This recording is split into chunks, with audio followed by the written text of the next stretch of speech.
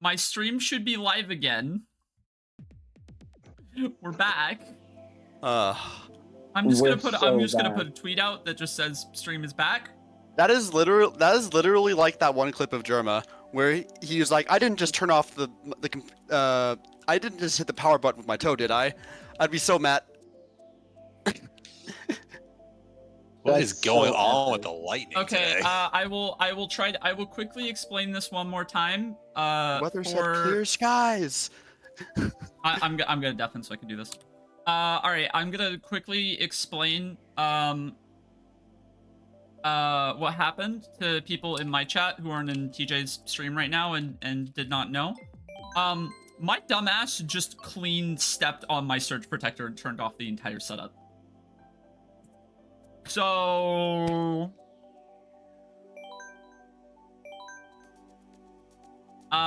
is anyone still here?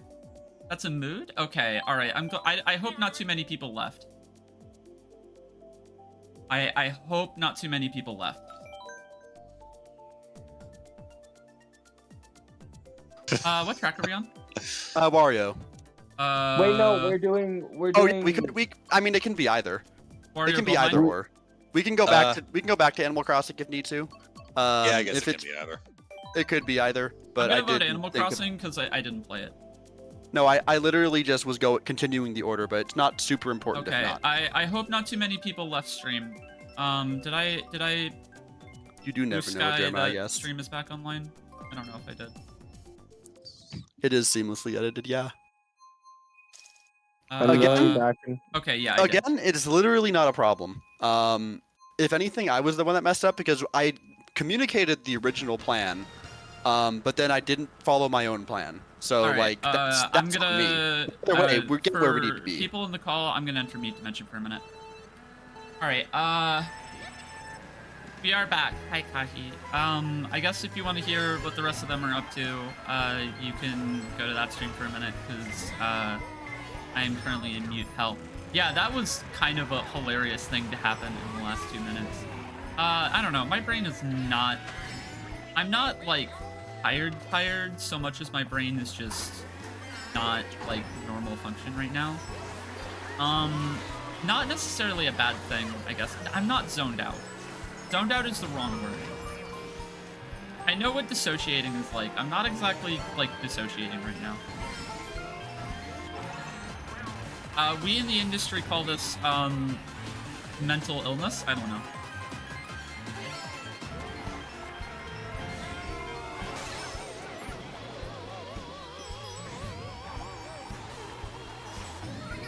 I don't know. Having self-worth is hard on this bitch of a move. We vibe though.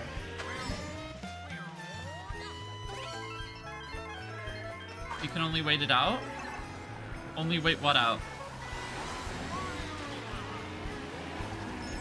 Thank you, apps. It?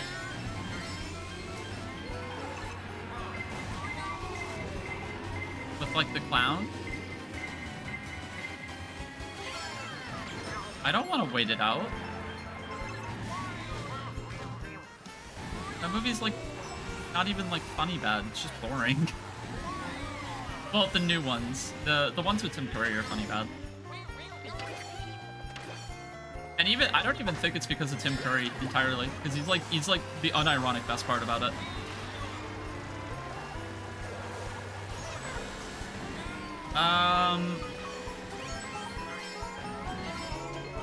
Yeah, I am sorry for going quiet there for like 10 minutes. But yeah, I'm gonna undeafen and I'm just gonna pretend that I like wasn't depressed, so I'll say something unhinged so people don't know that I was depressed. If you're gonna get first in this GP, it's at least not gonna be just your first. It's almost like you are. I mean, the image is going up. The image is certainly going up. Alright, I guess I'm a gold mine now. Wario's gold mine. Wait, I thought that was race 8. What? And math seems to have been wrong. Fuck. So Wario's gold mine is next. I'm sorry, chat. I thought I had it, and I fucked up. Yeah. It's same thing as Fire Flower, Ellie. If you use the item button, it make it. I'm so sorry that you've lived this long without knowing this. Wait, what? I'm so sorry for What? you. Wait, That sounds like Wait. misery. I don't understand what's happening. Can you Ellie not didn't know you could. spam Ellie didn't Firefly? know that you could spam Piranha Plant. Really? Oh, I learned this like 2 weeks ago. You're fine, Ellie. Oh no, that was honestly- the 8th race, but it just doesn't end in 8. Yeah, I made it. This one I said at 12, I think. Oh. Well, I now go I with- feel kind of dumb. Huh. Okay. I did the Oh, math you before to mean- fix the other offsets. You tried to fucking Shingo me. Holy shit! Are you talking to me? tried to Shingo me. Are you talking to me? Oh my god. No, I'm talking about Max. Oh, okay. I tried to knock all right. him off. Because I'm going to be honest. That first like hill at the start of the race was me fighting for my fucking life. I don't know if it looked like it, but it was. I didn't see you on my screen. I took the most jank angle ever, and the fact that I did not fall off is actually incredible to me, even if I wasn't extremely close to the edge. Just trust me on this one, the way it felt was so cursed. Holy crap. All right. That bomb. That That's bomb so killed mean. everyone that exists in life. Good. Oh. I need to be up front here. What do you mean? Oh. This is a bagging track. Real. This is Definitely most. not. This is most definitely not a bagging track. It's a bagging You guys track. ever just Trust. Bro, like these bag on bananas are Wario's Gold Mine? devious. It's the best track for it. Watch me win by. And this is why bagging. I'm considering not having you there for the group discussion. Wario's Gold Mine is the new Mario Kart 64 Rainbow Road. Because it's I mean, that just would be fucking correct. amazing for bagging. No, but TJ, If I'm I've not already including Cyan for the lack of experience, I might not include you for the intentional decision to spread misinformation. Just because it's funny. Hear me out. I Misinformation was gonna say that was so campaigns are kinda hardcore big. sarcastic that I don't even know if it was intentionally spreading misinformation. Because it should be so unbelievably overwhelmingly clear that This is the 5th bomb I've gotten. What is going on? that The it game was, wants me to it be was just evil. absolutely not meant to be taken with even the slightest modicum of seriousness. Yes, but if you do that in the video, people will like actually potentially believe you, and I don't want that. Of course, the shock happens the frame my Well, star TJ, runs out. Why in order wouldn't to it? do that, what you need to do is every single time. Oh, we're good. Every single time I say something sarcastic, you have to like do like the little spin like your finger around your head to let everyone know that it's actually crazy. No, because they're going to side with you because viewers are naturally inclined to side with anyone who isn't the video publisher. Okay. What? I don't know how to Okay. describe I don't have a way to respond to that other than literally no. Eh. Put a Pinocchio. Yeah, no, that's actually a great way to do it. If you're really that unsure about my communication, just put a Pinocchio nose. Okay, I have decided that after this race, I should go to bed. My body's kind of struggling.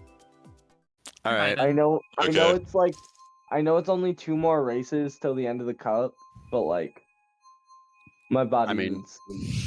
You've fallen asleep in VC multiple times before, so I don't blame you for that. I haven't fallen asleep in VC in a while. Yes, you have. In a while. When? I could. You literally Leo, did. when- You literally did a month ago. I had to kick you out. That's Okay, that qualifies for a while. I feel. Or it can. yeah, I think Leah is taking a while, and I was taking a while low-key, as like, Oh boy. close to before, like, when me and Leah started living together. That's the sentence you just said did not make any sense to me, but I'll assume it did to you, and that's what matter. my Long story star. short, a couple of months is considered Alright. a while, instead of Yeah. it being a month. That's what I was considering. But yeah, I forgot that I did that. Guys, believe it or not, 9 to 5 sleep schedule or 8 to 5 work schedules make it so then staying awake is hard. Wait, you need an 8 to 5 work schedule to find staying awake to be difficult? I mean, you've never fallen asleep on VC, so I'm actually gonna side with Scion on this one. I've never unintentionally fallen asleep. You've Yes. intentionally fallen asleep in BC? Yeah? Probably not any of our VCs. Yeah. Yeah. So I know that's I the was thing gonna- that like. I mean, did people not do that with like? Oh, no, with that's with, like a very people they're common flirting thing. With? They're just, Oh like, yeah, no, absolutely. like, That's you just literally a talk- thing. You're just on a Discord That's literally call a until 3 thing. in the morning and then you wake up. That is literally a thing. I have literally even been in that boat before. Oh, I've done that with multiple partners. Yeah. You Like, one it's a time thing did that- fall asleep to this stream. Should I take that as a compliment? I kind of want to take that as a compliment. The Leah ASMR. It's a comfy thing. No, but I haven't. See, everyone. I had a My I had God, a that friend happens. who liked doing that with me because like we just both fell asleep.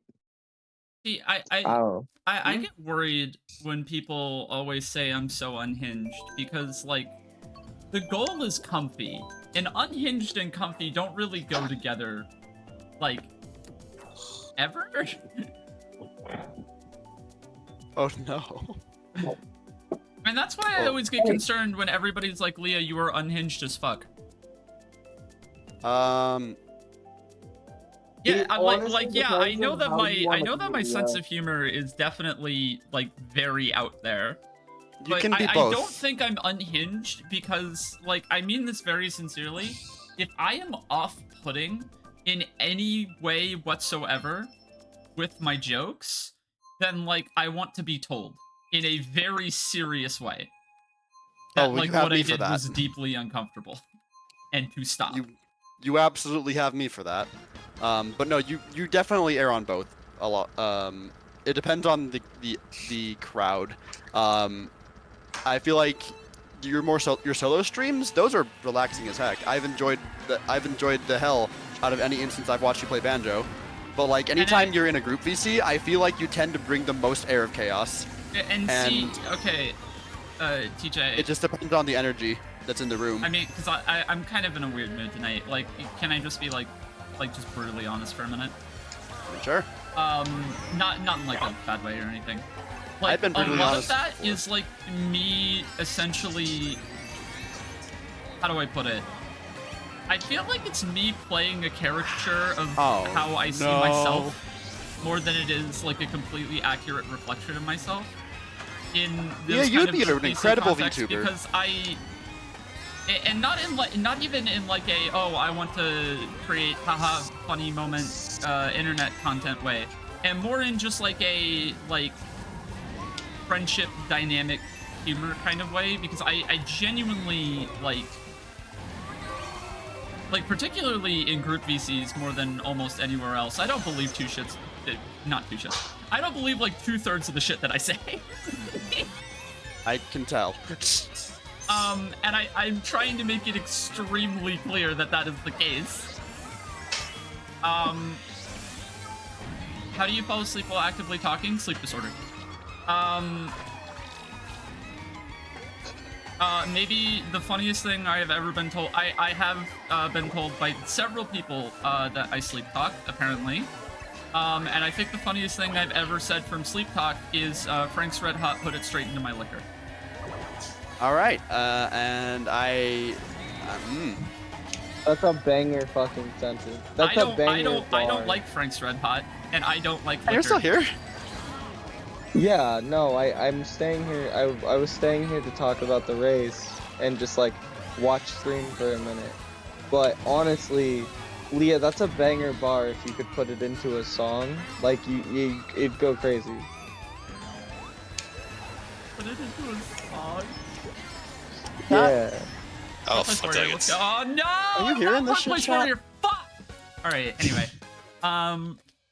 Leah went Congratulations to higher placement. Sydney is Sleepy for being the 4th place warrior.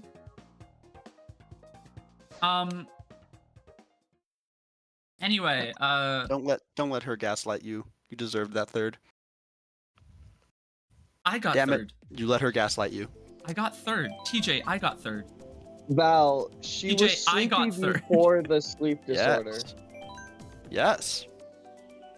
No, the sleep disorder is extremely literal, Val. No, No, it's that it's literally is. That idiopathic literally is. hypersomnia. I have to take medication for it. And it's not like it's not like, oh, so you just take like caffeine to help you wake yourself up. No, I have to take a medically diagnosed controlled substance to be able to have a normal human sleep schedule. Oh, abs, I've fallen asleep. My favorite thing was when I fell asleep at like 8:30. My body woke me up at 3, and Leah and TJ were still streaming Zero Escape. Because my laptop was on my chest when I fell asleep, and I woke up at 3:30. That was the BLR finale. I know that for a fact. Yep, that certainly was. That was the BLR finale. No, because I went to grab a drink, and I think I woke you up on accident doing that. You did. That's what woke me up, but then I just watched stream and then closed my laptop. But yeah, no, like, chat, I have, like, a massive sleep disorder. That's not the irony of my name. That is an amazing quote, and if that's in the VOD that I'm thinking of, I can't wait to put that in the highlights. Anyway, Oh, that's got a glimpse of a red shell there. alright. So...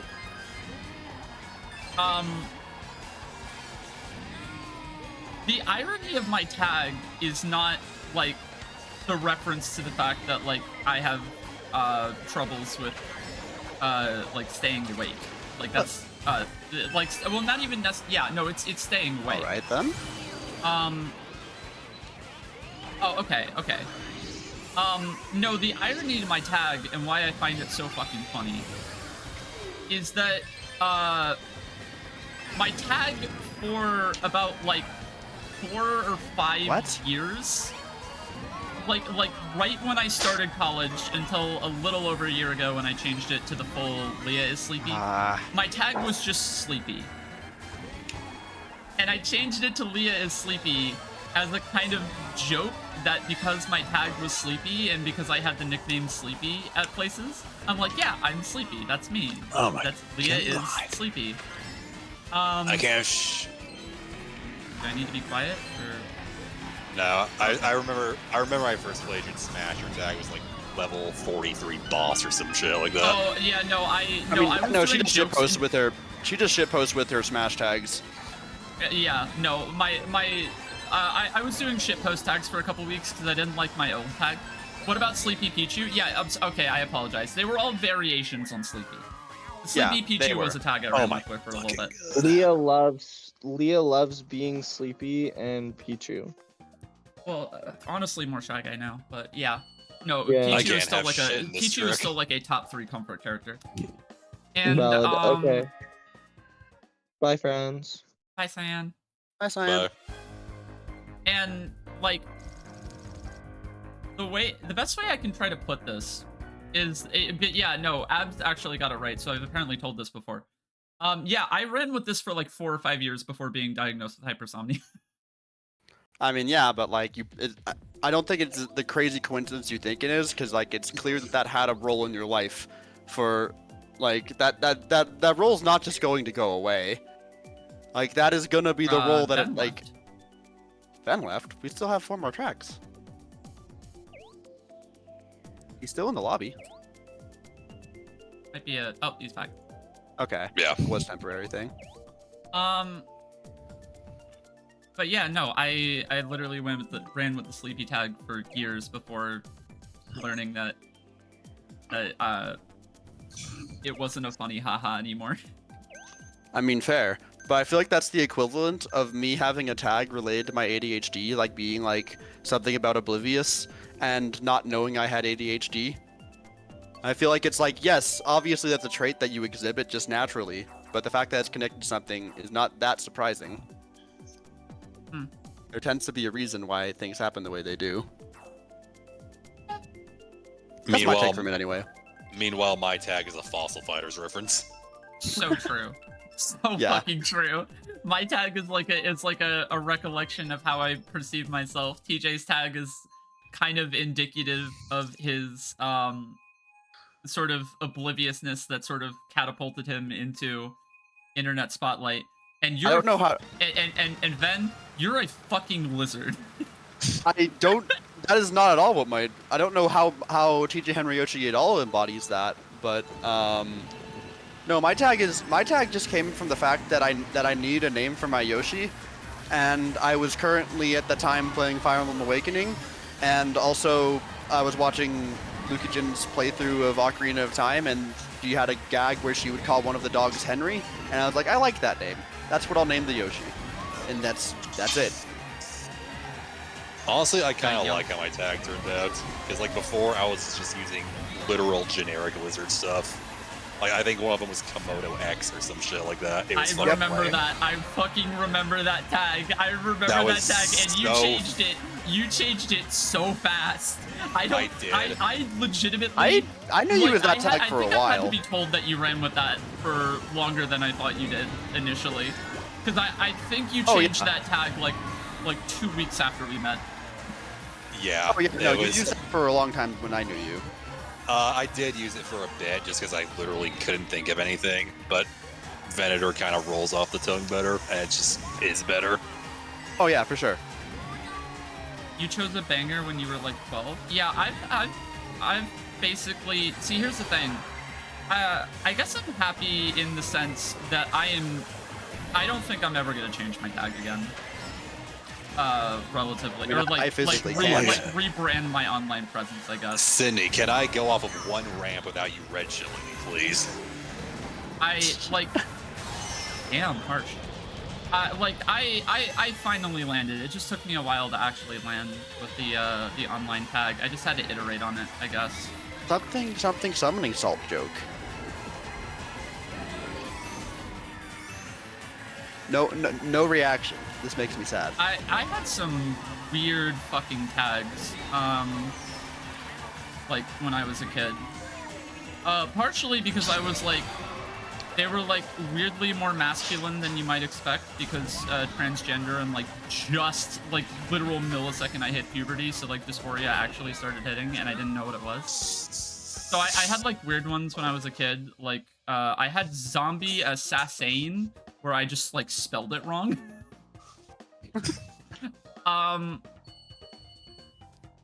You're reminding me of one of the tags that my brother used for a while, which was serial killer, but like spelled like the food you eat. Yeah, I'm sorry to hear that. Oh no, it's fucking hilarious in retrospect. If I was actually ashamed of this, I would not talk about it on stream. I'd hope not. Like, there was one tag I ran with when I was like 8 or 9, and I think the only reason this tag is still like super relevant to me is in the sense that if I ever started a company for any reason, I would be extremely tempted to name the company. No, that your name included the word Somni. Zombie. Zombie, zombie, not Somni. From Sydney, it's not intentional that I keep going for you. Then they're sorry. Apparently, I doubt that's going to change your outlook. I get it. This is a battlefield. I'm just saying it's happening a lot, and it might make me target, you know? Yeah, so there was a little bit where I really liked the tag Maniac Bridge, which I know sounds like a really weird out of nowhere thing, but it was literally entirely because like a friend and I in 5th grade were bullshitting about the game design company that we were going to make together, and we were like, okay, what are we gonna name it? And they just looked at like the fucking posters on the wall of the library, and it was posters for the books Maniac McGee and Bridge to Terabithia, and they were like, okay, it's Maniac Bridge. I mean, that does roll off the tongue really well. Sometimes that's just all it takes. Like if I ever make a company for any reason, that will be the name of it. Or like a production company, anyway. Shoutouts to Gears for Breakfast. That one's a cute one. Oh my goodness. I am having one of the Ruin Road races of all time. Guess I'm not getting those coins.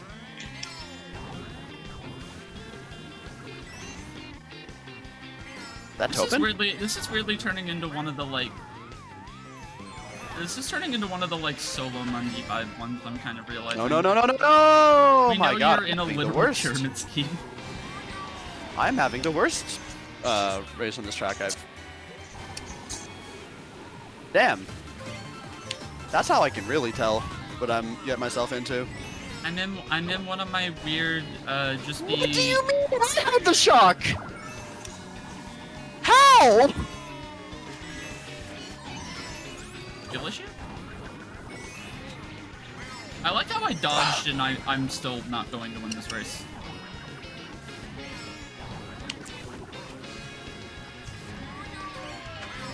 A pyramid floor plan. Why am I doing this? I shouldn't be risking this. Okay, I'm good. I have no idea how that Ipswich player front ran that hard. I'm trying to think if I had any other like weird tags.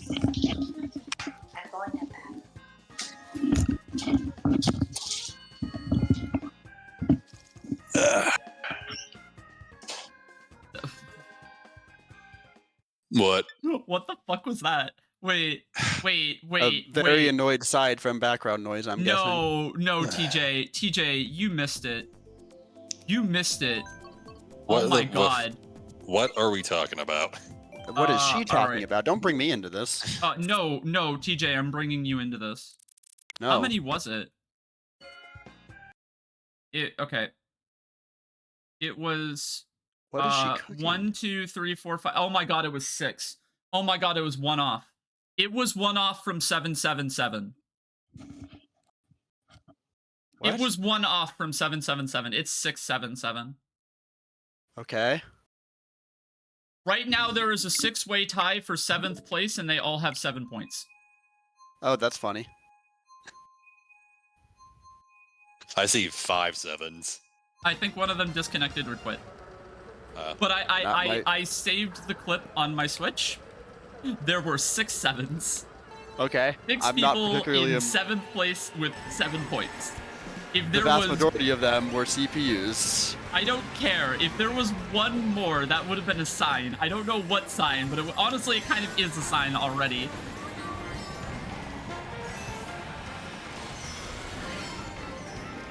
Buy a lottery ticket? No. The lottery is a scam. Don't. Correct.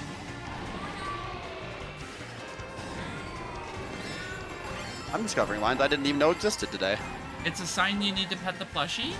I might pet the plushie. Not gonna lie. Great. And by might, I mean I Alright. definitely will. I I just am need to do it race time. having a repeat of my Ribbon Road race. You will lose money. Okay, real.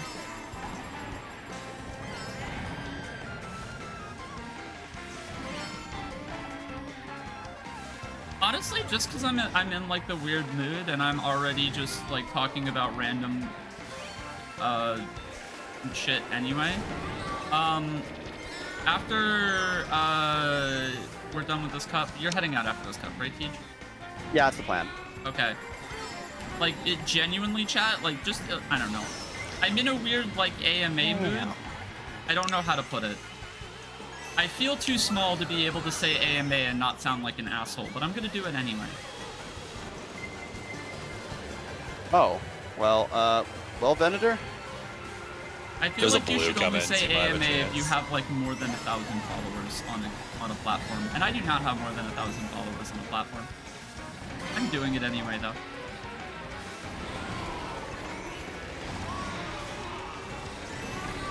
Oh, I'm terrified. I'm a mirrored radio? Alright. A what? Oh, Oh, I'm not set. I am not set. I shouldn't have said anything. I guess 3rd place is okay. I think the lottery can be okay if you treat it as entertainment and not get money. Yeah, but here's the problem is that it creates an addiction. it releases chemicals in your brain that are like the same as highly addictive substances, and it can very quickly financially and socially ruin you if you are not careful. And there's like no upside. Like at least with okay, this is me playing Gambling? like insane devil's advocate. Do not take what I am saying like entirely seriously, but like at least drugs do something. The lottery doesn't fucking do anything.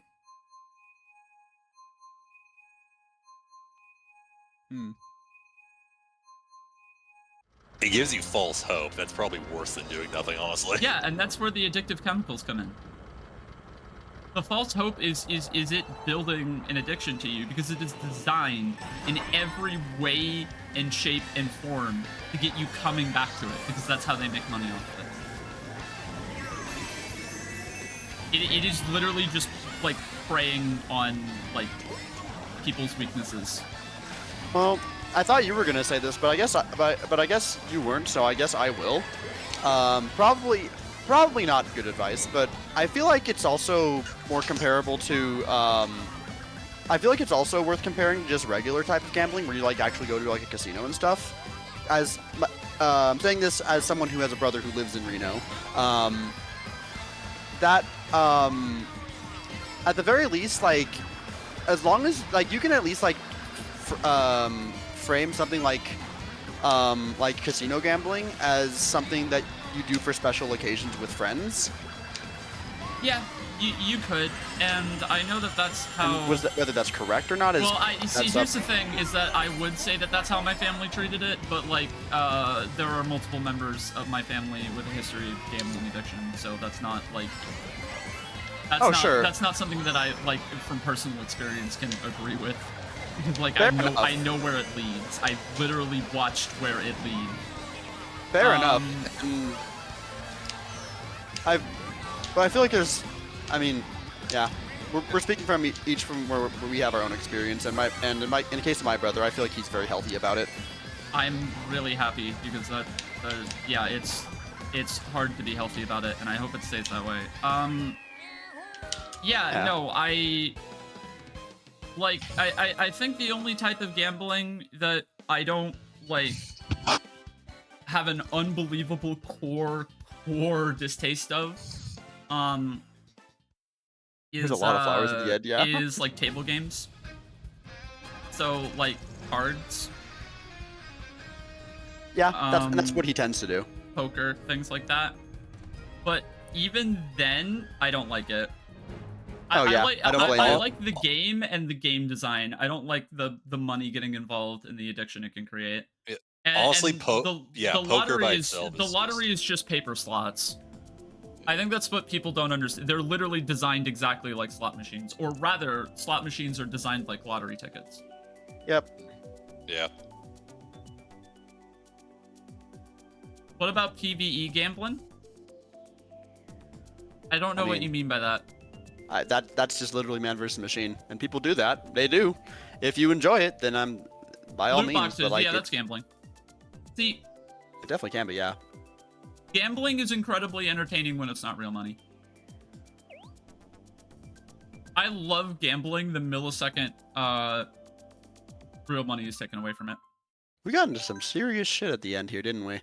A little bit. I'm very, weird. I'm in like a sure weird mildly sappy mood. I'm starting a regional lobby. I don't know if you're sticking around or not. I'm not. I probably should raid into you. That's just kind of where the period where there should be a period at the end of that sentence. Period. But No, I'm kidding. I feel like it's the thing I always do, and I want to at least consider something else. Yeah, I'll just raid into you. It's the correct thing to do. Thank you, Beth. But yeah, no, I think I'll no. go. Okay, go ahead. I don't like loot boxes, for the record. Because here's the thing: if you have an option between fake currency and real currency, and it's not exclusively fake currency, then I have a massive problem with it. because the fake if you have real currency with it in there, then the fake currency is designed to get you to spend real currency, and it's not good. Now, like, I'm not immune. I've spent like probably a collective $30 in my entire life on loot boxes across like 7 or 8 different games.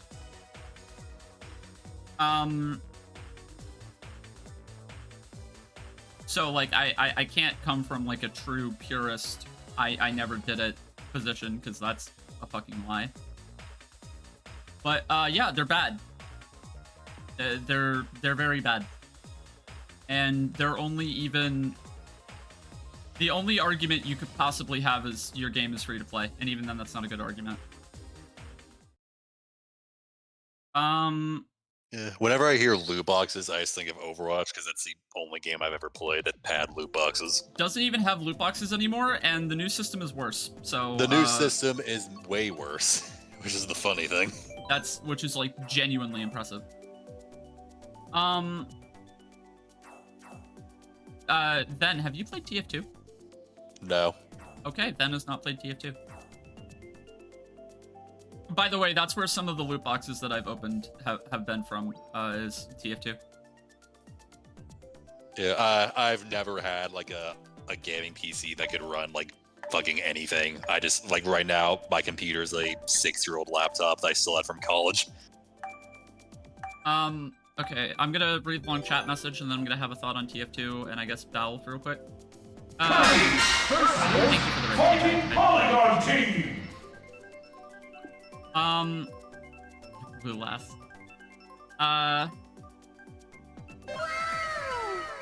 Thank you for the follow, Alright. Sydney. So that Gambling. all Okay, I need being- to read this. I'm sorry. Gambling is fucked up because of how it can feed addictions and a bunch of shitty stuff. But also, I don't think it is always wrong if you know without a doubt you can fight the addiction and be responsible. That's just something that requires strong conviction, and the world would be better off without it. See, the only issue with your statement I take, I'm heading out, but best wishes. Thank you so much, Sydney. It was nice saying hi. Thank you for hanging out. Come by sometime. We do this every Monday.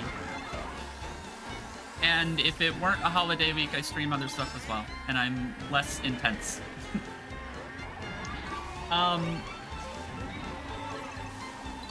Anyway, what's it? Okay, hilariously, the one issue that I take with it is that the world would be better off without it. Because I don't see a world, I guess, that it doesn't exist. Because I think like human nature, we're not gonna beat it as a species. I think individuals can beat it, but I don't think humans. Like, then you ban gambling, and then people are going to gamble even after you ban it.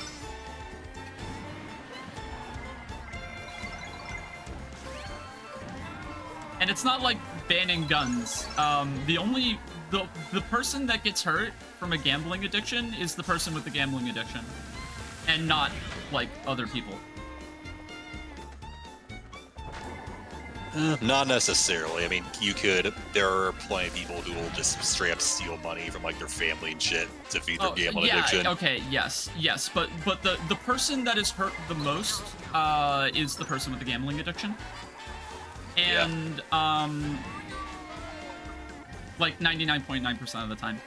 And like, here's the thing: if it's like a way for, like, okay, sorry if this is dark, but if it's like a way for people to hurt themselves, and it hurts them more than it hurts someone else, you can't get rid of it.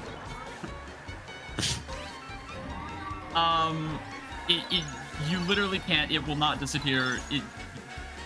Trying to get rid of it can almost make the problem worse in a lot of scenarios, because then people are going to do it anyway, but now they're going to be even more paranoid when they do it, and they're going to resort to worse means to do the thing. Now the exception to this, and the difference, is when it is good old Streisand. Exactly. The exception to this is, in my humble opinion, is when it is someone who is doing something bad, and the person or people getting hurt the most is anyone but the person doing the bad thing. So, like, last little political thing before I try to move on from this topic because it sucks. Like, that's the difference between, like, attempting to ban gambling or drugs or things like that and attempting to ban guns. Is that guns hurt the people on the receiving end more than they do the user. Like, every time. So, sure, guns is also a problem that will never be quote-unquote solved, but it is a problem that can be lessened into borderline non-existence. And we're not doing anything about it.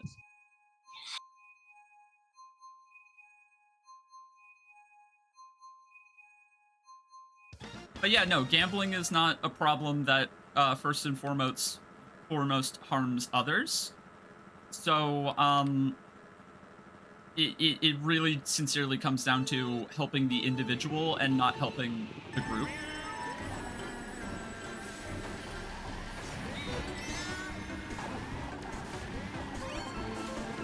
Is any of that track God Bless America? Hell yeah.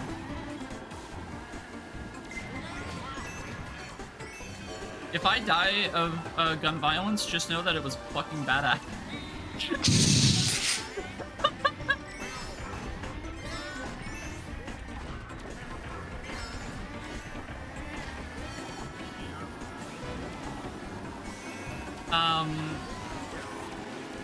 Addiction's a tricky thing? Yeah, it is.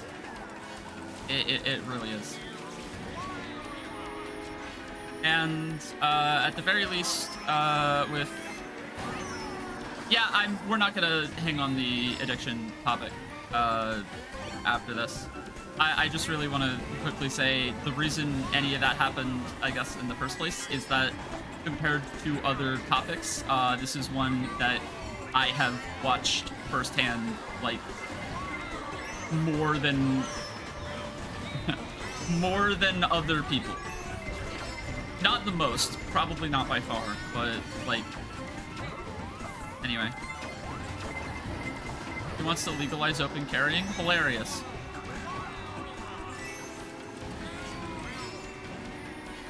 Anyway. On a less depressing note, I've been answering questions and or, I guess, dropping lore, as chat has been calling it. Which I find hilarious every single time. So I'm just gonna have, like, way more ego than I actually should have for this. Because, I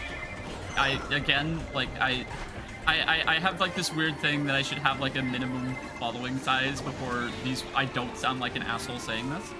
AMA me or something. I am very down to just answer questions.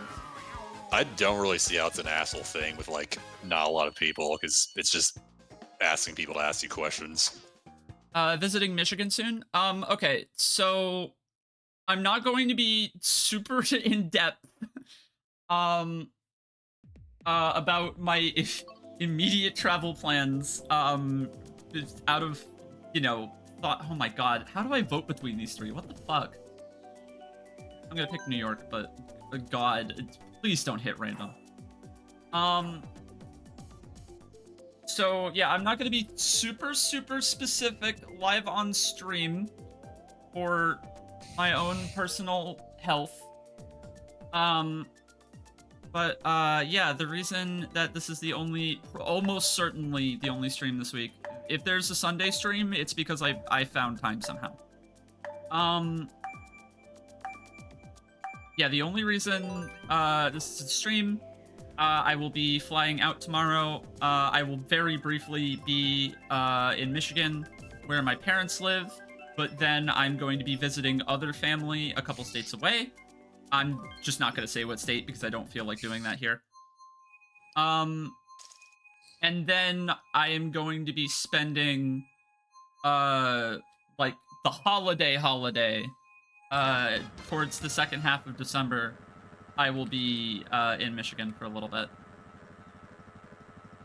Favorite letter, color, and animal. I don't know if I can answer animal. Because I have like 12 answers and they just rotate constantly. So if it's an animal that I have mentioned more than like if it's an animal that I have mentioned more than 2 or 3 times on stream, it's probably in that list of favorite animals. Favorite letter? I'm gonna say Z, because I think the non-American way of saying that is funny. Is Shy Guy an animal? Yes. In my heart. Favorite animal is wheat then. God damn it. And then my favorite color is purple. Okay, regarding the thing you asked me, would you rather melt or abstract? Oh. Is this for the art idea? If it's for the art idea, I'd rather abstract. If this is in like a very general sense, I'd probably rather melt. In like a, I don't know how to respond to that actually, but yeah, abstraction there. Asexual whose favorite color is purple. No. Kahi. You don't need to stereotype me like this. You don't need to stereotype me like this. I mean, I'm a bisexual whose favorite color is orange, so I'll fight it for you. Damn.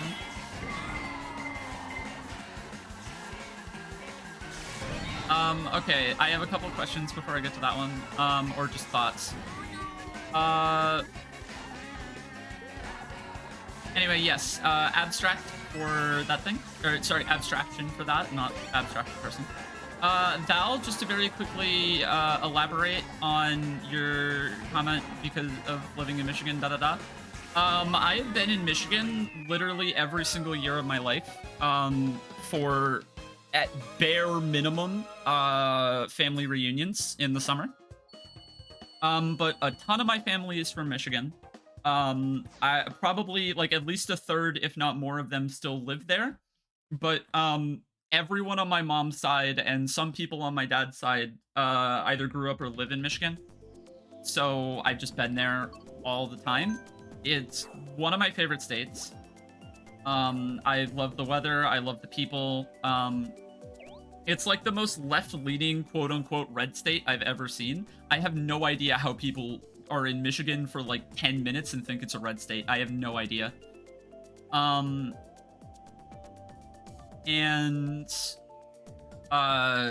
yeah, I will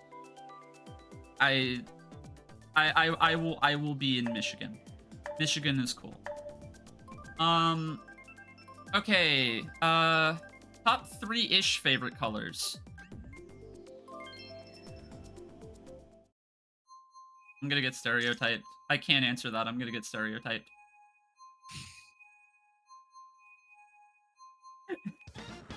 Kahi is going to fucking call me out.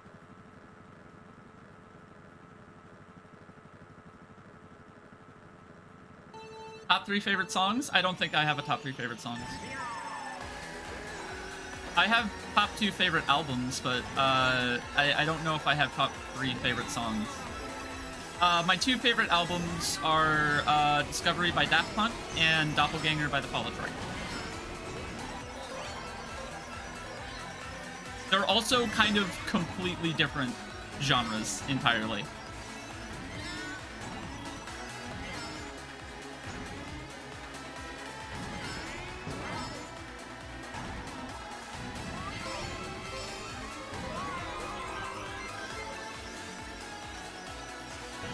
If I got $100 every day to spend on the same thing and it doesn't roll over or is able to be used for something else, what do I spend $100 on? Oh, I get $100 every day to spend on exactly the same thing. Oh.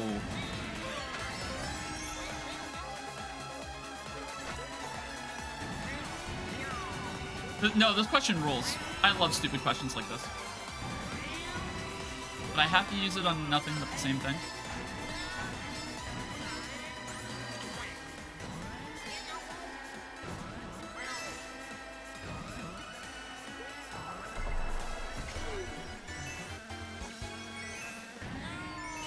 Physical copies of Connected Ventures. Twitch Bits? Twitch Bits is a good answer. Twitch Bits is a so much better answer. Yeah, food is all... Yeah, no, those are actual answers. No. Physical copies of Connected Ventures. Until there are no more physical copies of Connected Ventures to be purchased. Then I have no idea. I'll just start buying it for myself. It's something pyramid scheme. A penny in value, a penny that doubled in value, or a penny that doubled in size. Do I even need to like? So you have 2 cents or a cool big ass penny. I know which one I'm picking. Well, no, it doubles in value every day, so it's 2, 4, 8, 15. But. Oh, like so every day, like infinitely? Yeah. Oh, okay. Well, Yeah. never mind then. Yeah, no, yeah. So the obvious answer is the double in value because you'll be a millionaire in a couple of months, I think. But here's the thing. Here's what you're not considering with posing that question. Is that the penny that doubles in size, apart from being like, you know, you are going to get annihilated by the government for possessing a penny that doubles in size every single day. Because you basically created, like, a world-ending threat. And it's a fucking penny. But, assuming,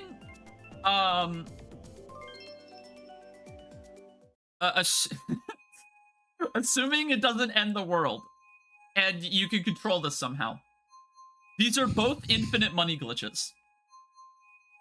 Because one of them is infinite money, and the other is an infinite resource that you could turn into money.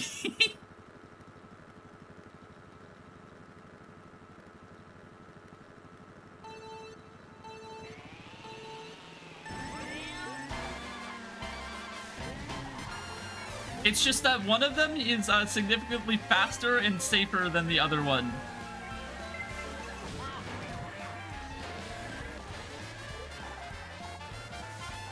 I mean, the government's also probably gonna go after you for having a penny that just doubles every day too. No, that's what I'm saying, is that that penny will eventually get larger than the Earth.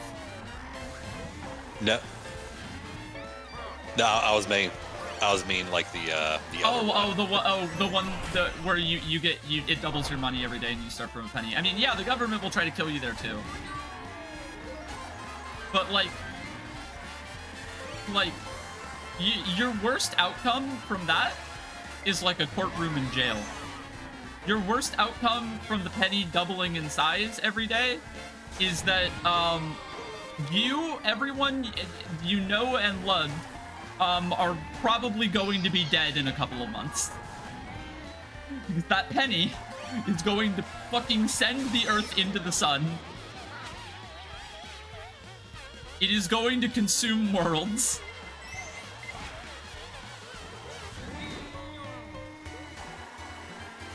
Like, at that point, that penny will become a black hole. It will become supermassive.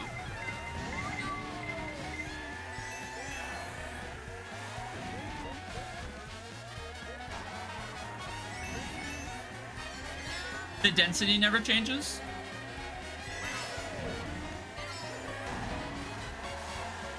Quoting simple, like simple flips?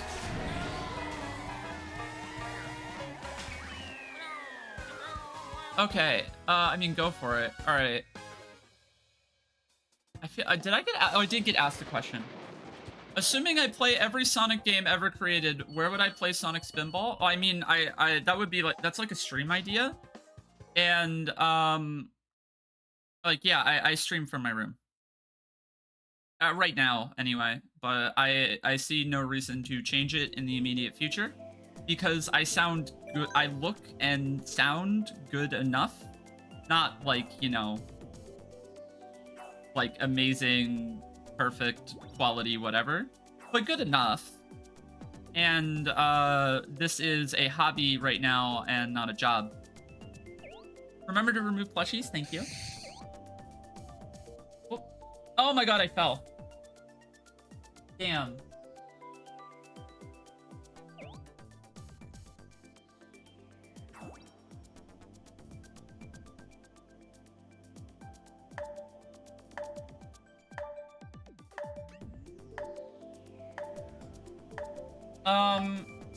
Yeah, I'm not sure. I just know that that nothing good can come from doubling the size of the penny. Nothing good can come from it. Hope you had a nice landing. It's carpet. Don't worry.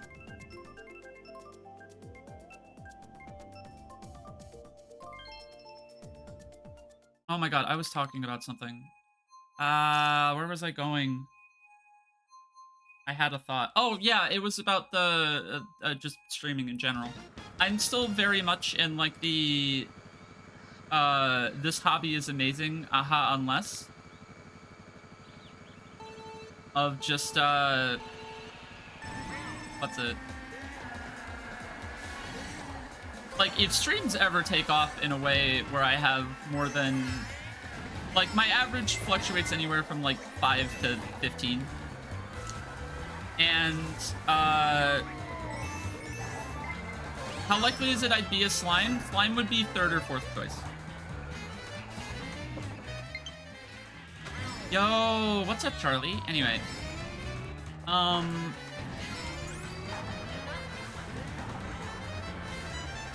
Yeah, no, I'm still very much in the... Nothing is really gonna stop me from streaming. Because, like, as a hobbyist and enjoyer of this. Yeah, this shit rules. I love doing this. This is great. I'm having an awesome time. But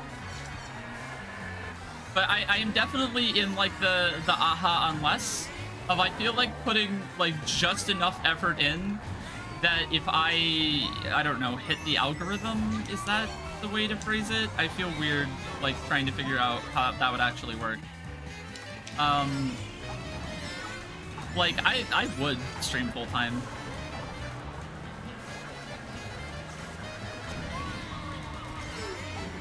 The algorithm's a pickle thing. I know, and that's what... See, here's the thing. My strategy is to not worry about it too much. Because I know that I would be having so much worse of a time if I did. Because I like... The alternative is that I'm looking up like YouTube videos on how to maximize my viewer counts and get all the epic clickbait and make all of the big monies. Like if streaming ever became a full-time job for me, I would want it to pay the bills and maybe like a tiny bit extra. I don't need to make millions of dollars from this. If I'm going to make millions of dollars, it's going to be from selling like Quaaludes. It's not going to be from this.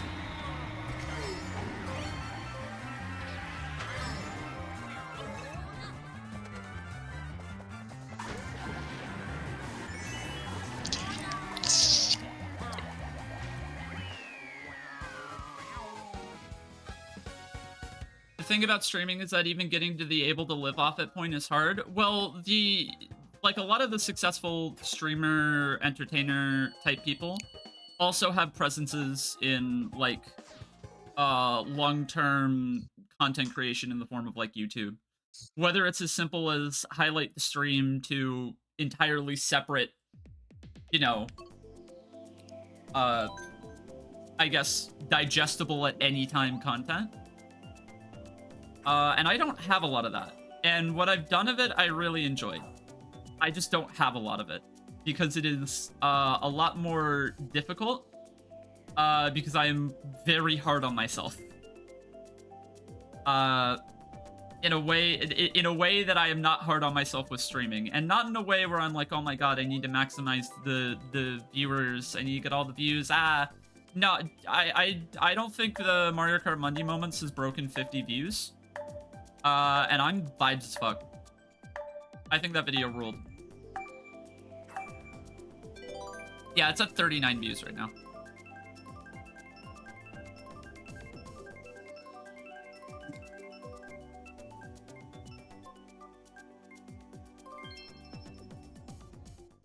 What video? The Monday moments of just a little compilation of like my favorite moments from the super early streams. And I know that like when I get better, and I guess I can handle my self-critique better going forward with like what I'd want to do on YouTube. It probably moves a little bit farther away from strictly stream highlights. Because, like, the kind of thing that I find interest in is, like, either analytical video essay, sort of, maybe reviewy kind of stuff. But just stuff that goes, like, unnecessarily in-depth, in an entertaining way. Whether it's meant to be serious or to be goofy haha. I'd probably try to hit like the most even balance physically possible between the two.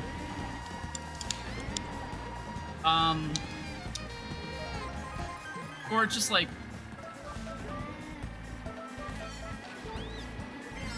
nonsense similar to that. Because right now, as much as I like the stream highlight videos, right, I mean, I'm working on like a fucking huge one with Zero Escape. Like way, way bigger than this one, and I am definitely way in over my head right now. It's, how do I put it? At the end of the day, it's still almost a little bit shitposty. Because it's more about, trying to pull, like, the most entertaining moments from the Zero Escape and Mario Kart live streams than it is about trying to, like, meaningfully comment or say things about Zero Escape or Mario Kart. Whether that be in a I'm going to make jokes for 30 minutes or a I'm going to tell you why the casino puzzle is like the best fucking thing ever, and I'm going to explain with chapter 1 like early Roman history and the importance of the Mesopotamians. Like 4 hours of prelude to talk about like a 2-minute segment in a video game. But I need to be like dead serious about it. Damn, let's go Cyan.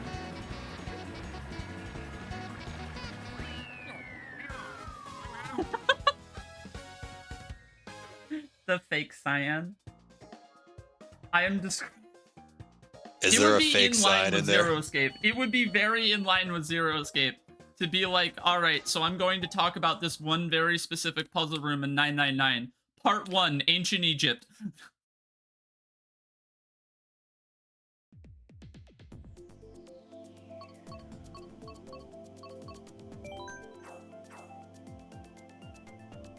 I need to tell you about, like, in order to understand Zero Escape, you need to understand how much sex Cleopatra was having. Favorite Pokemon, favorite evolution. I think I've answered both of these before. Favorite Pokemon is Lapras. It is not Pichu. That's a misconception for like, I think particularly in my playing Smash days, that because Pichu is like a major comfort character for me, that they're my favorite Pokemon. No, it's Lapras. Favorite evolution, Glaceon. But Sylveon is a very, very, very close second because I'm transgender.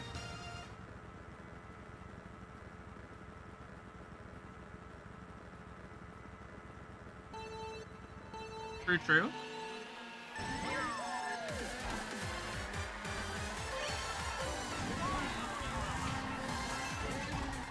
Oh, hey, it's Moonview Highway. Wait, I just realized. Please enjoy your free win. I'm not in the lobby. Oh. I'm playing F-Zero.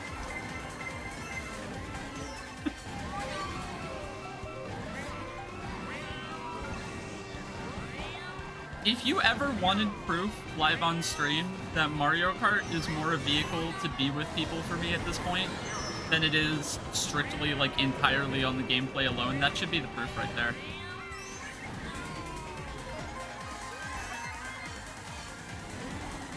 It just helps that this game is very mechanically solid.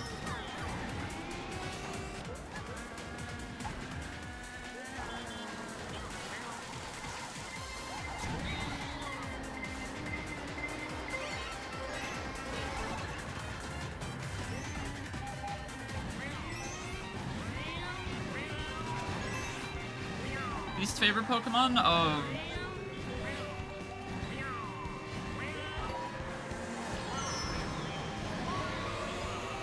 Thank you very much, Random Fire. I'm not 100% sure if we'll still be going when you get back, but we'll see. Take care of yourself. Have a good rest of your night. If this is the last time you see me for the stream, have a good holiday week. Okay, yeah, least favorite Pokemon. I'm just gonna blanket answer Gen 5 legendaries. Like 90% of them. There are way too many and they all suck.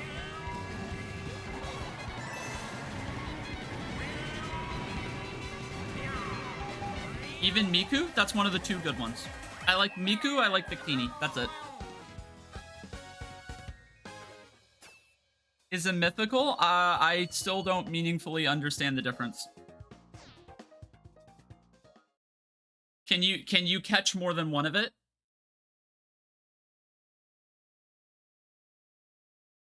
Does more than one of it theoretically exist?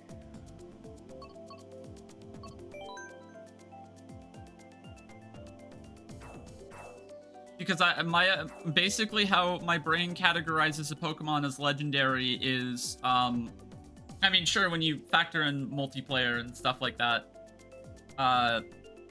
it's, whatever, but my brain factors it as, can you catch more than one in a save file?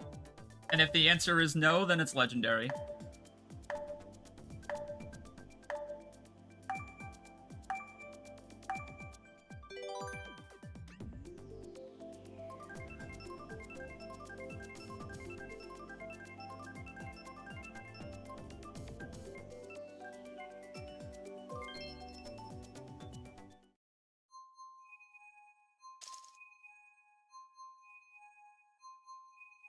Favorite Mon in every gen. Hard mode fully evolved. Fuck. Well, you know Gen 1, and you know Gen 2. I'm only gonna go through, like... I'm only gonna go through Gen 6, because I never finished Gen 7, and, the only Pokemon mainline in massive air quotes, why did people think that was a mainline game?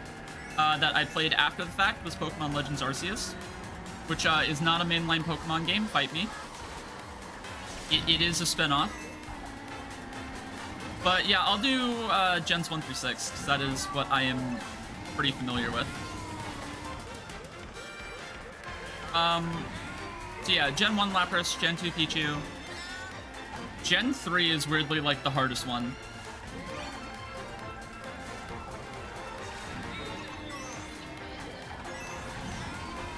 No, I know what generation Arceus resides in, and there were Pokemon that I did not recognize, but it wasn't really a mainline Pokemon game. And it did not have all of the Gen 8 Pokemon in it, so I didn't really... And also, Gen 8 is when they started, like, cutting Pokemon. Like, that was the first generation where cuts were made. Anyway...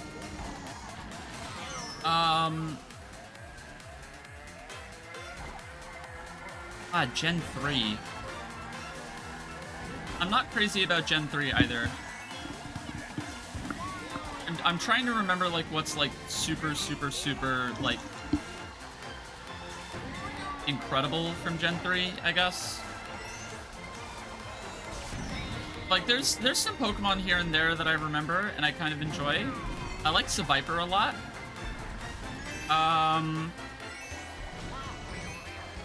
All of the starters are decent. Absol is, I mean, yeah, everyone likes Absol. I don't know if I have a definitive answer for Gen 3 until someone basically names a Pokemon from Gen 3 that I feel like there's a Pokemon from Gen 3 that is not on my brain right now, and then someone's gonna say it, and then I'm gonna be like, yeah, it's that one. Is Sharpedo from Gen 3? Sharpedo is from Gen 3, and that's not my answer, but I know why you brought that up immediately. Milotic, oh, it happened. There it is. It happened, it's Milotic. Thank you, Kahi. I knew it was there. I knew it was there. Okay, yeah, no, the answer is Milotic for Gen 3. Gen 4.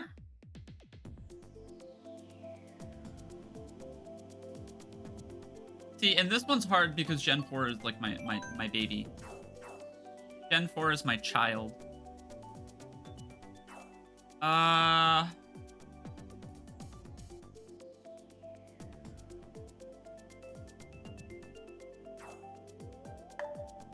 See, I have like 7 different picks for Gen 4.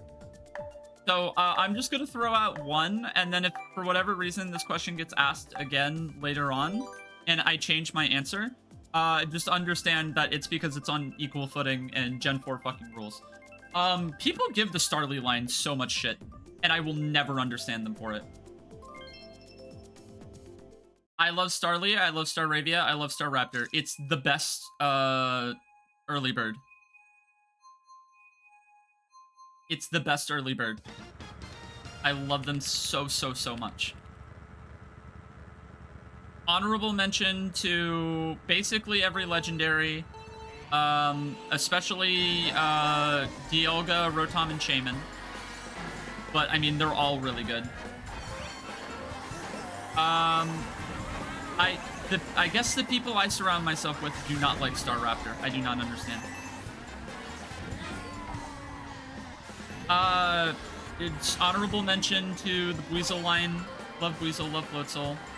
Honorable mention to every starter.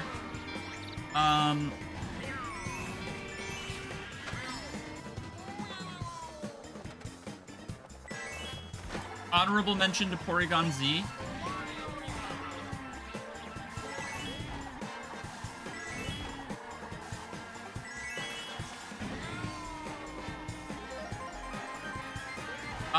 Okay, then Gen 5, answer is probably, oh,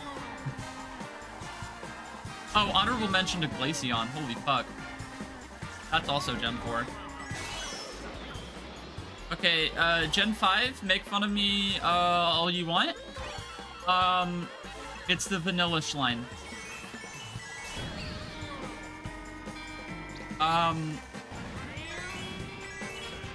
There are, and honorable mention in Gen 5, or I guess my second top pick, that I think I will back and forth on the Vanillish line is the Chandelure line. But, yeah, here's the thing. Gen 5, has a ton of designs that, fucking suck. I know that's not where you expected me to go with this. Like, there are so many designs in Gen 5 that, like, even when I was playing them as, a 11-year-old, like, I hated. And, I do not understand for the life of me why the Vanillish line is lumped in amongst the worst. Oh no, I've just come to accept that, like, I'm gonna be wrong about Gen 5 forever or something. I think it's, like, one of the worst Pokemon gens, but, like, you know, I get crucified every time, and then we move on with our lives. Don't say you were 11 when Gen 5 came out. Let me check.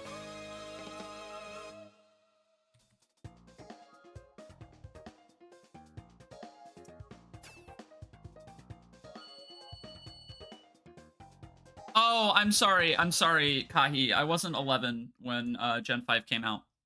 I was 10. I was 10. Yeah, I know a lot of people love Gen 5. Really happy for you if you love Gen 5. I think it sucks. Okay, but consider Electros. That's... Oh, like that's the eel, right? That is the eel. Yeah, I guess. I got that confused with the Electabuzz line for some reason. Don't ask.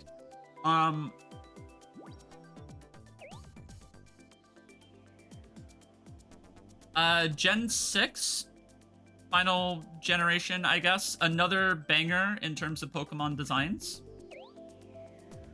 Where they went for quality over quantity, and I don't know why they are so insistent that they need to have, like, more than 100 Pokemon every generation, when they could just do a Gen 6 and have, like, 80-some Pokemon, except there's way more effort put into making those Pokemon look really, really, really good.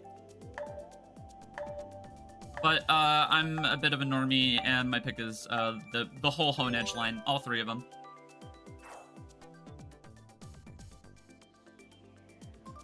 I'd like Gen 5 more if they didn't fuck up challenge mode. I don't have an insane amount of gameplay critiques with Gen 5. But I think I approach Pokemon differently than other adults who play Pokemon.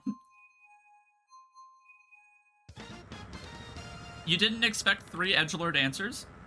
Kahi, Gengar's in my top 5.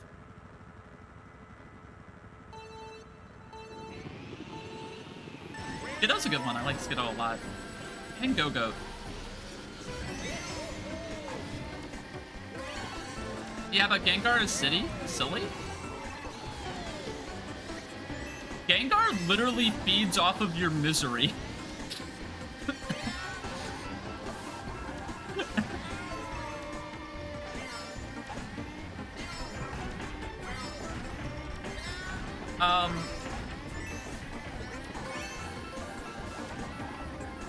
But yeah,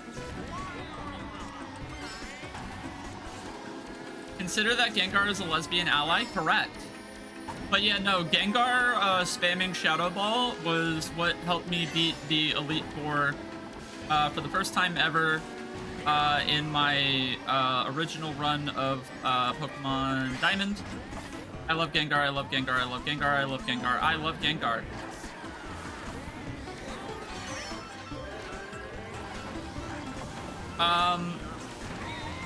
Have I seen that clip? I know exactly what you're talking about. I have. Oh, if you want my meme Gen 7 answer, the loud one.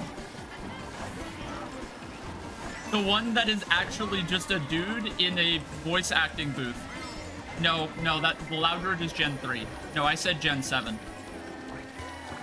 The dude that is just a voice actor in a booth. Fucking screaming. He doesn't Guzzlord? give a Guzzlord, yes. I He think does not give a fuck about his vocal cords. Is that Gen 8? That's Gen 7. Okay. Because I played Gen 7. I don't remember if it's true or not, but I think someone said that it's James's voice actor, actually. That's hilarious. But the guy who literally is like, I am going to die and you are going to hear it.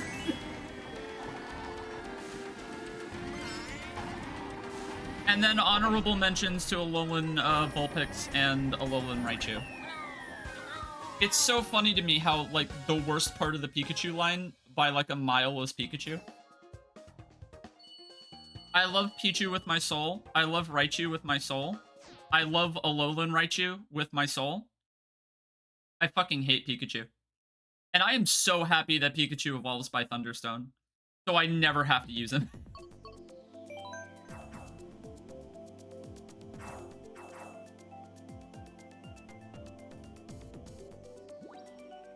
Like, Pichu just evolves into Raichu.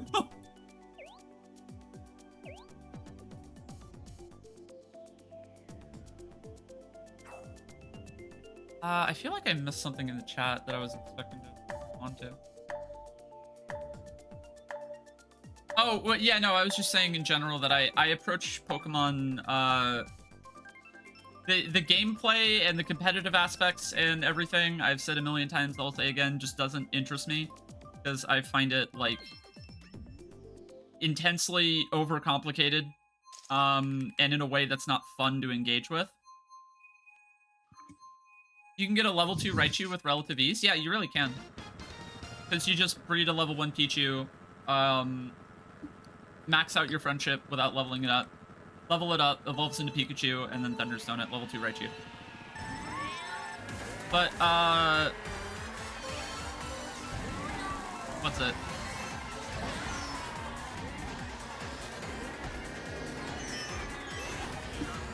Where was I going?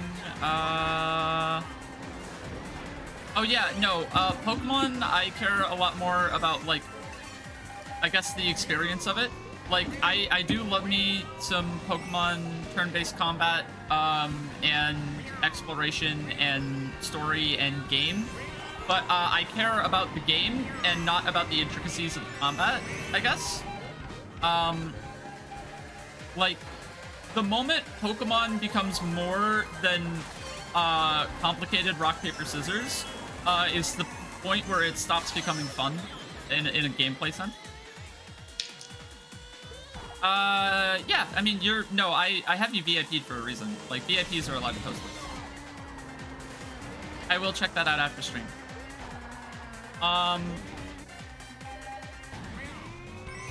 And, yeah, the Pokemon Black and White. Alright, what does it have going for it? The Gen 5? What I like about Gen 5, some of the designs here and there. Not a ton of them. I think it's pretty weak. I think it's weak and there's way... Oh, Skolopede's Gen... Oh, yeah, it is Gen 5. No, Skolopede's great.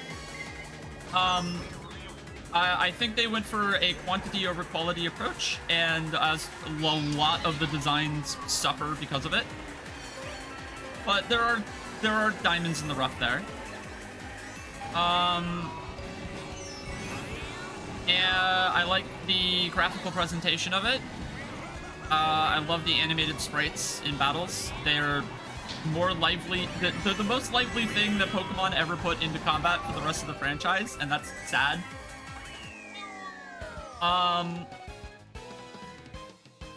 And yeah, that's about it. And I think the worst thing about it are the campaigns and stories, which I'm not criticizing them necessarily on, like, the depth of the writing of Pokemon, because if you are looking for the depth of the writing of Pokemon, you are in the wrong place. But the first set of Gen 5 games are amongst the most boring and confusing in terms of their campaign. Like, it is mind-numbing playing through Black and White, like how unnecessarily slow and nonsensical and just how little I could possibly want to care about anything that's happening in it. And then Black and White 2 actively make me angry because their campaigns suck that hard. Throwing my Master Ball at the Legendary on the box and then permanently losing my Master Ball because I had to just magically know that I wasn't supposed to throw it at the Legendary on the box. And not understanding that I had lost my Master Ball until after I pressed save. Good one, guys. Good job. Alright, I'm gonna head out because Firefield's coming on and I need to play that at max volume, so see ya. You're valid. Have a good night. No.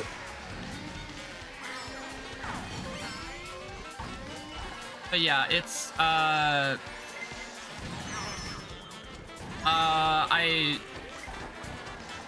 just don't like Gen 5.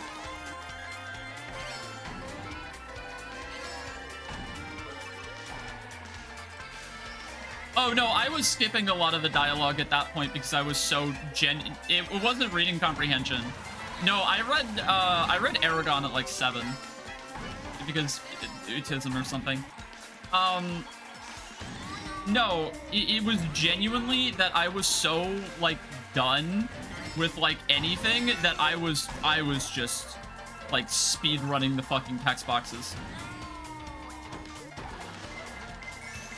And the essentially like forced encounters with the cell phone plans.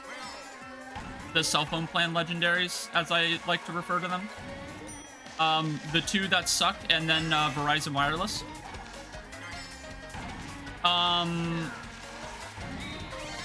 Was also like pace breaking and balance breaking, because I just walked into yeah, I don't know if I like Aragon as an adult. I just know I read it as a kid.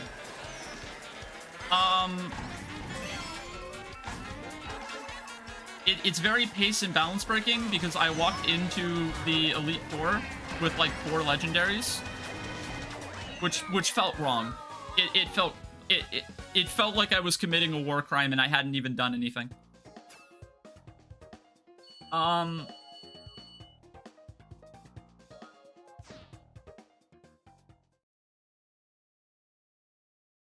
Aren't those legendaries kind of ass? It doesn't matter. Okay, Ellie, I don't know how good or bad they are. And that's not how I play the game. And like I don't know what the statistically good Pokemon are. I just know what's legendary and what isn't.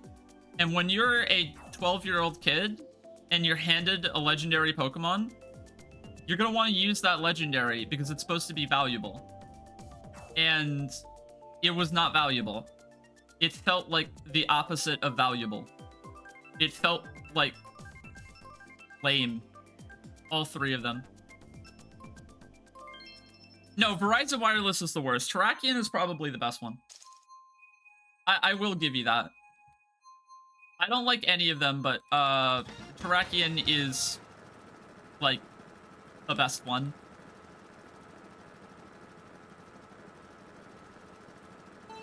IVs are such a dumb mechanic. IVs are like what would happen if growth rates in Fire Emblem were bad.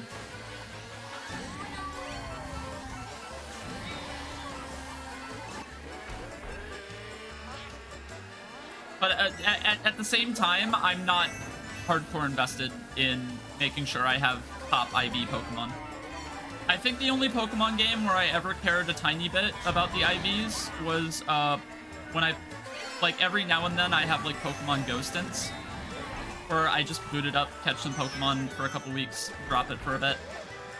And IVs as a mechanic are not only simplified, but they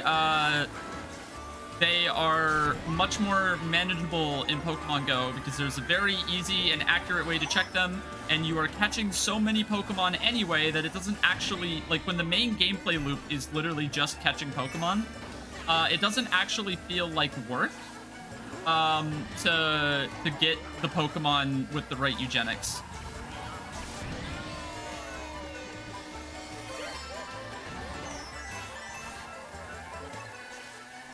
But then again, that's just a conversation for why Pokemon Go is actually like low-key one of the best Pokemon games. I will drop a ton of Pokemon hot takes. And let me clarify, Pokemon Go, not Pokemon Let's Go. Pokemon Let's Go, terrible. I don't know what they were thinking with that one. Legends Arceus got rid of IVs mattering and made EVs the same mechanics and also more obvious. I vaguely remember that, but Legends Arceus is a very confusing game for me because it also has one of the worst campaigns in the Pokemon series, but the core mechanics are so good that I kind of liked it anyway. I just wish that that PLA did not have like one of the worst campaigns in the entire series. It's the reason I didn't play the post game for that game, is that I was fed up with like everything that was happening like in a main story context at like hour 3. And the fun that I had with the game was when I was playing the game independent of it.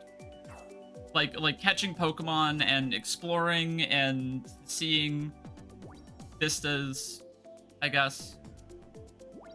DLA's so weird because it's a good game. It's just horrifically unfinished.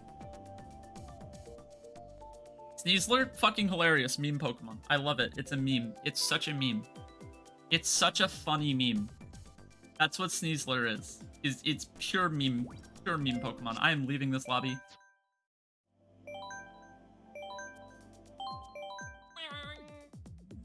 More Sneasel than Sneasel.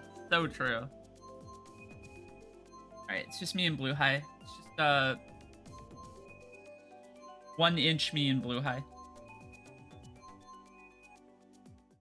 Come on. There we go.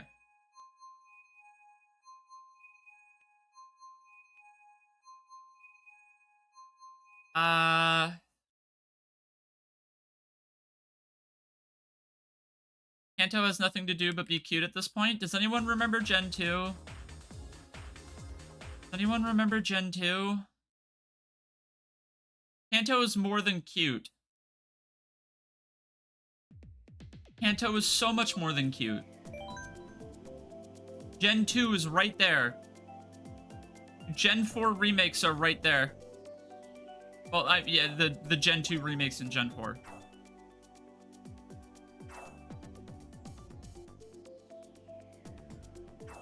Best post-game in the series. Not even close.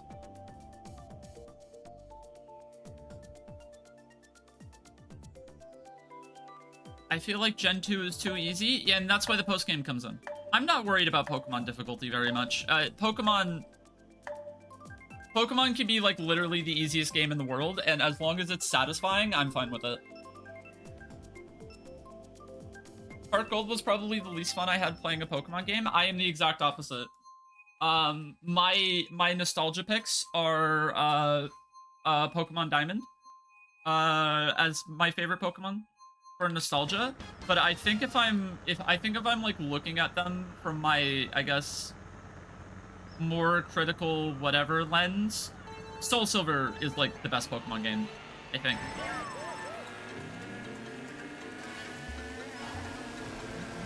Yeah, the gyms aren't crazy challenging, but the wild Pokemon are way higher level than everything else in the game. You're allowed to basically challenge them in borderline any order, which is so cool and so fun and so well earned because it's a post game. You know, they open the progression in such a meaningful way. The wild Pokemon in Gen 2 are infamously insanely low. Not until post-game. Sorry, yeah, no, they are until post-game. What? You find, like, level 50s in the wild grass. In post-game. In post-game. In Kanto. I'm saying that the level of Pokemon that you find when you are in Kanto... Am I on crack? I thought it was way higher than the rest of the game. At least that's what I remembered it as. Like Pokemon found in Wild Grass and Kanto were way higher level than Pokemon found in Wild Grass and Johto. In Soul Silver.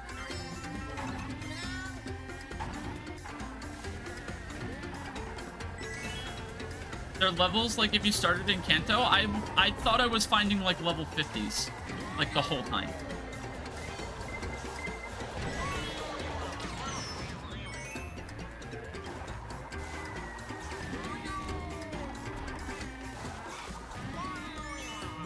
They're 30s? I may be on crack. This may be... Okay. Thank you for calling me out on this.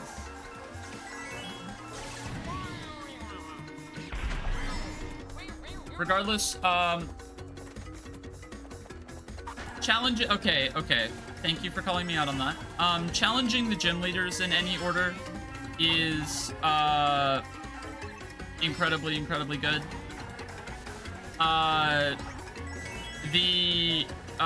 The red fight is, it's the fucking red fight. Do I need to say anything about how well executed the red fight is? The thing that I guess nobody talks about, where you can re-challenge the Johto Pokemon League after beating red, and all of their Pokemon are level 100. Why does no one talk about that? You don't like that red has the yellow team? Lamau.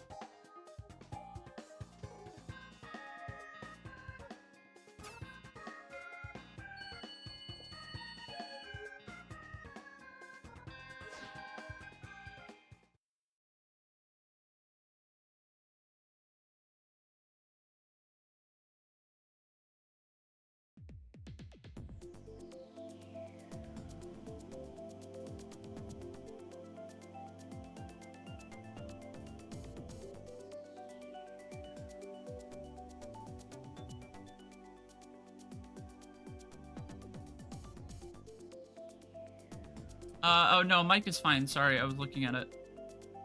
Yeah, no, red hits you with the level 85 team. Yeah, and it felt awesome as fuck. Difficulty spikes are good, actually. There's a way in the post game to fight the Elite Four with level 100s.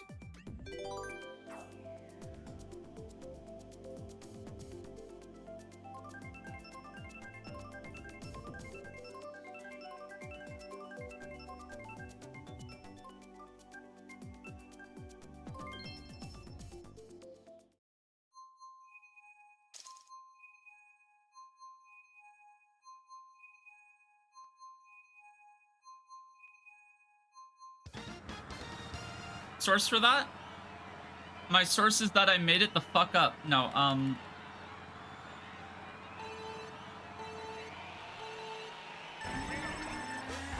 so you have to spend multiple hours of grind to get your Pokemon up to max level? Yeah, if you want to. It's post-game. You already beat the game. Who cares? You don't have to beat it. No, okay, so you get all Johto badges, you do Elite Four, you do League. You get all Kanto badges, you do League again. You get all what's it? Is it in the Battle League then, or something similar to that? I'm so fucking confident there is a way to fight them where they're all level 100.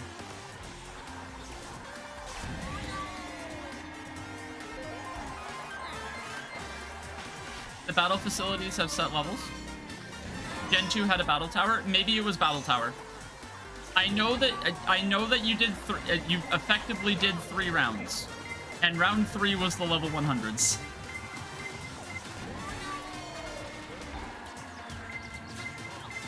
Wait, I do not have a mushroom. What am I doing? Maybe it might have been in Battle Frontier. It might have been in something else. I swear to God. I might be thinking of Stadium. I've never played Pokemon Stadium. I played the not Pokemon Stadium on the Wii. The Gen 4 connected one. I played that one.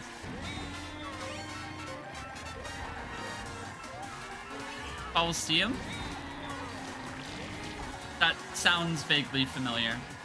I know it was the one that was able to, like, literally take your Pokemon from your Pokemon Diamond and Pearl saves and, like, import them into the game.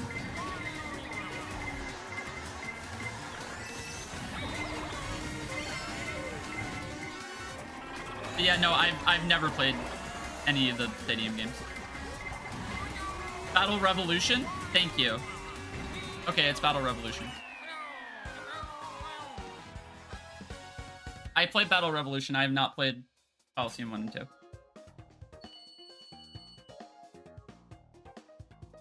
Follows Gen 3. Is that the GameCube one? With like Mirror B?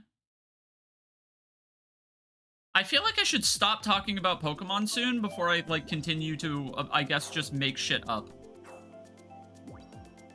Heart Gold Soul Silver pacing was ass. Pacing was phenomenal. The fact that I got through the entirety of Soul Silver in a like its main game in a shorter amount of time than it took me to get through like Pokemon Black and White 1.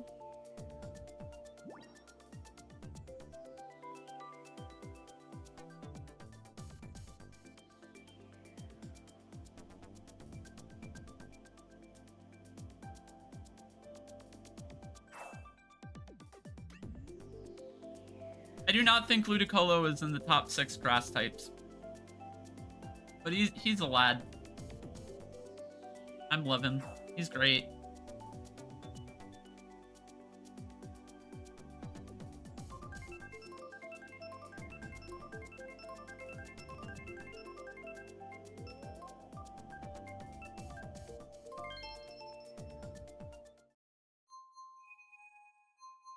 But yeah, no, Pokemon is a series I enjoy, and I hope someday they finish a video game. I will play. I've just decided I will play another Pokemon game when the product in the box before years of patches is a finished product. And I did Pokemon Legends Arceus because it was the very big experiment game. But what's it? Like it wasn't finished. And that was proof to me that like my major problem with Pokemon at this point is that they are releasing unfinished products to meet deadlines and then patching them later. So if a finished game is on a cartridge, I'll give Pokemon another shot. And a finished new game, not a remake. I did play Brilliant Diamond. It was cute. Okay. Least favorite non-replacement FE unit in each game. Okay. Alright. I'm fascinated by this question because I have 2 different answers. Depending on how, if you want both, I can give both. Are you referring to in terms of unit viability, or are you referring to unit feel? Like, is this a game feel conversation or like literally who's the worst unit in each game? Sometimes the answer is both. Unit feel? Okay. Yeah, I can do this for the whole series. Fire Emblem 1, it's probably Goto. And I know that's that might be a weird answer because Goto is supposed to be like the overpowered unit they give you in the last chapter of the game. For you to solo the final boss if you fucked up your playthrough that hard. Problem is he fucking sucks. And like a base level Marth with the Falchion like outclasses his combat. And you already have cap speed sages. You've had cap speed sages for a while. And Goto doesn't have any personal weapons. And you have to Fire Emblem 1 trade stuff onto him in order to get him to use something decent. Which is fucking hilarious. So yeah, Goto, Fire Emblem 1. I will go as far as to say worst unit in the game. And it's kind of on technicality because he's only available for 1 chapter. But yeah, no, he's genuinely god-awful in that 1 chapter, and he's a complete disappointment to what he's supposed to be. Like literally the opposite of what he's supposed to be. What about Bantu? That's Fire Emblem 12. That is not Fire Emblem 1. Fire Emblem 1 Bantu's fine.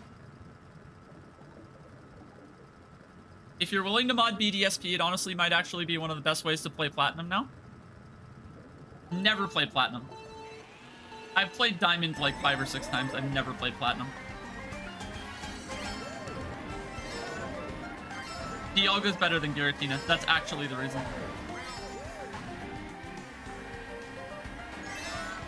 Okay, continuing on with this nightmare question. I know all the bad things about Diamond and Pearl. It's a little slow sometimes. That's it. That's it. The health bars can be slow. I do not have a single negative memory of Diamond and Pearl in my brain.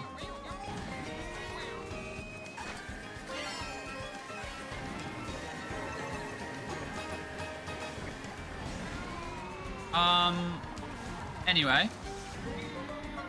Need to play Platinum? Maybe. That could be like a distant stream game. That could be a distant stream game. If I ever stream Pokemon, that would probably actually be a good one. Because I have absolutely no interest in current Pokemon right now. Okay, back to Fire Emblem unit feel question. Fire Emblem 2... I don't know, gray? Probably gray.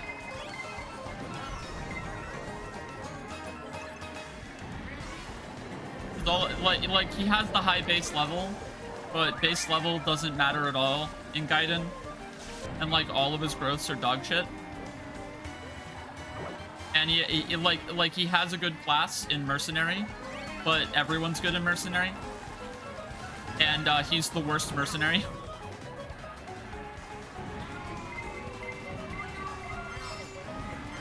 And by the way, this is talking about Fire Emblem 2 Gray, not Fire Emblem 15 Gray. They buffed the fuck out of him in Fire Emblem 15.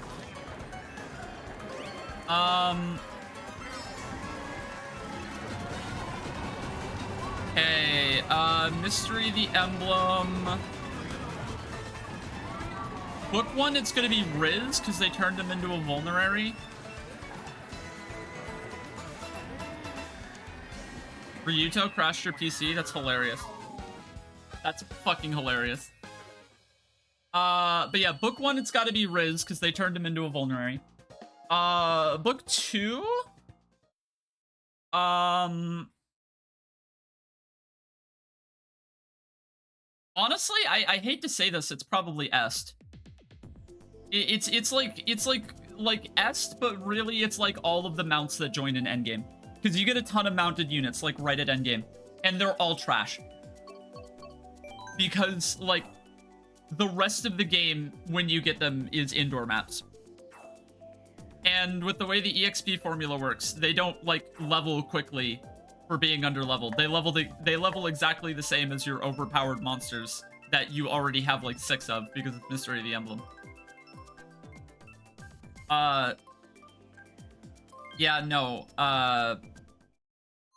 so I'm saying Est, but really it's Est, it's Midia, it's Rocher, it's all of them. Now I have to talk shit on Fire Emblem 4. I'll split the gens, because that's how everyone does it.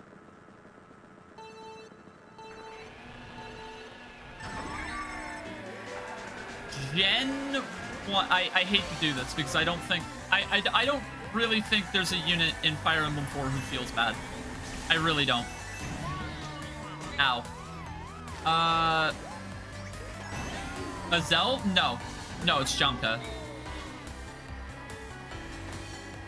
Azel can feel bad in Fire Emblem 4 if you don't give him enough experience. Like, he can fall off if you don't invest. But, I mean, Fire Emblem 4 is a game designed in a way where smart players can level cap every character in the game. Which is, I can't think of another Fire Emblem game where you can do that without, like, abusing unintended mechanics like emulator save states to arena abuse everyone. Like, I can't think of another Fire Emblem game that doesn't have grinding and you can level cap everyone.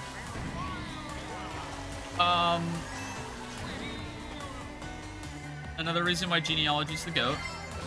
Anyway. Yeah, Jamka, not on a horse. His killer bow, makes him look good. And then you give the killer bow to Midir.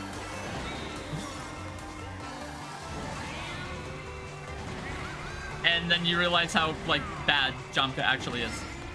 And the worst part is that he doesn't even have a niche. Because Bridget joins. And she's also a sniper. And she has way better stats. And she gets a holy weapon. And it might be, like, the worst holy weapon? Maybe? Probably? But it's a fucking holy weapon. He has one niche sex? No, he doesn't. That man has no sex. I have never married anyone to Jamka on a halfway serious playthrough. He has no sex. He gets no bitches. There is no reason to ever let him marry anyone. He doesn't pass on pursuit because it's a class skill. He's not the worst unit in Gen 1. Please clip this. Feel free to clip. I will have weird Fire Emblem opinions. Go ahead. He's probably not the worst unit in Gen 1 because, like, Tailchew exists. But Tailchew's hilarious. Tailchew feels awesome. I love her. Because she has Wrath. Which is funny. I have the VOD Kagi. I can turn this into something. Tailchew rules. And, what's it? Not Tailchew. Jamka. Worst unit feel in Gen 1. Gen 2. Oh my god, Gen 2. You can hear the Vine Boom when you say that man has no sex. Incredible. I still popped off when they added him in Heroes. Ladybug is the worst unit feel in Gen 2 easily. I like Ladybug. Fuck you. They're cute as fuck. And I like bug fighting. I really like bug fighting type. Ladybug was in my first Soul Silver playthrough. Lydian was in my final team. I'm sorry. Okay, I didn't mean for the fuck you to be sincere. It's not a fighting type. It learns fighting type moves. This is why I don't type. This is why I don't talk Pokemon, because I always fuck up something. I have played hundreds and hundreds and hundreds and hundreds of hours of Pokemon, and I will fuck up Pokemon typings if you ask. And I will fuck up type chart if you ask. Please don't hurt me. But yeah, no, they were, you say that, but my very first playthrough of Soul Silver, I brought them to endgame. Designed as a support Pokemon? No, I just had them punch shit. I just had them punch shit for the whole game, and it was awesome, and I loved it. I know, that's what I enjoy in Pokemon. I don't care if the Pokemon is good. I will use it if it is fun.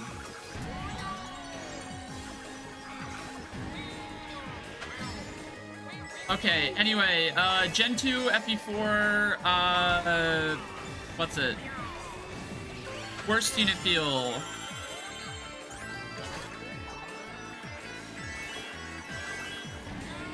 I have a fascinating one. And this is just because I like being an asshole. It's Lean.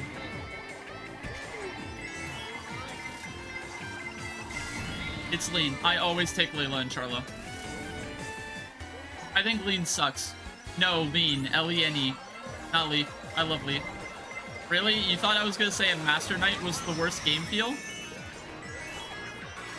Really? You thought I was going to say a Master Knight?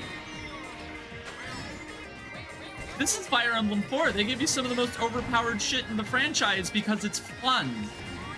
And it doesn't even break the game balance. Because the enemies are just as overpowered as you are, and that's part of the reason it's so good. It's like one of the 400 things that makes Fire Emblem 4 like the best thing ever. But yeah, no, I always take Layla. Because Layla has strength when I want to arena train. And there's like no pairing for Lean that actually matters. And Charlo gets a really funny staff.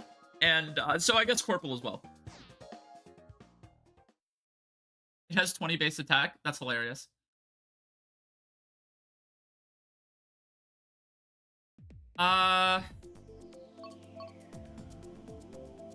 I remember Mach Punch. I used Mach Punch a lot.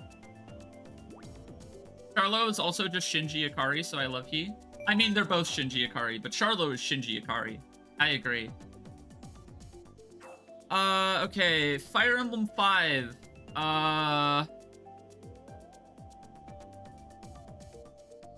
Robert? It's Robert. Because he's a bow trainee unit that joins like 6 or 7 chapters, like like 8 chapters. He joins 8 chapters after Ronin, who is one of the funniest archers in the franchise.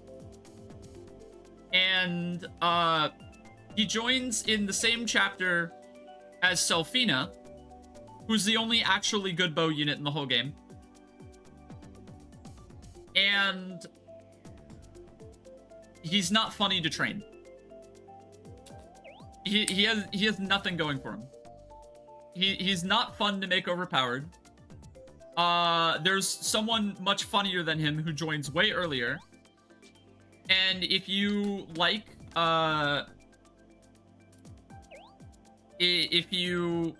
using good units, there's another unit that joins in the same chapter that's infinitely better. Hot take Matcha? I love Matcha. No, Matcha's awesome. Matcha is literally like a high B tier unit, and it's entirely because of Manster. That is a massively hot take. Yes, Matcha falls off like 8 out of 10 times. But like, well, nobody likes Trude. But no, Matcha farms. Matcha is like one of the best units in the Manster arc. Which is arguably the hardest part of the entire game.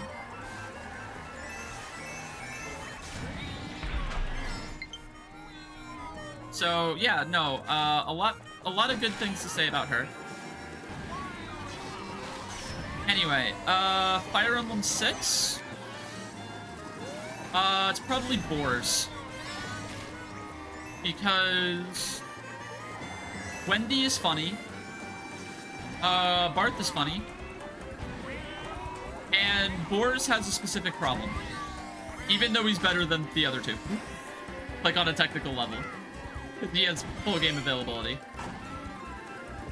But he's not funny like them. And you might go, Leah, Boars is funny like them. Because if you use Boars, and then you use both of the other funnies, then you get the armor triangle attack. And I would agree with you, except you get the other two at the same time. So when both of them join, you have immediate access to the armor triangle attack. And when Boris joins, you don't. So you don't get to have fun there. And then if you use all 3 of them, you can only promote one of them for a really long time.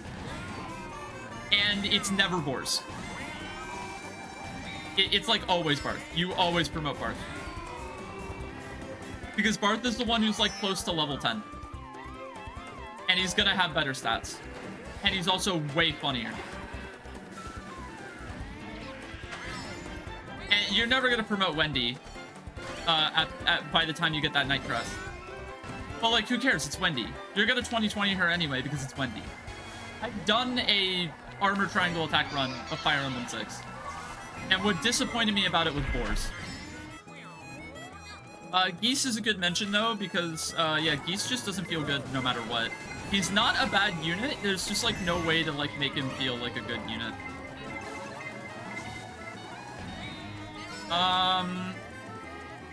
Alright, Fire Emblem 7. Rebecca. I know I'm picking on bow units. Garrett's great, but C-axis, that's all he needs. Yeah, he misses out on silvers, and only silvers. But he gets killers. And that's all he needs. Brave? Brave Axe sucks. See when I punch you with a knife taped to my fist? That's so cool.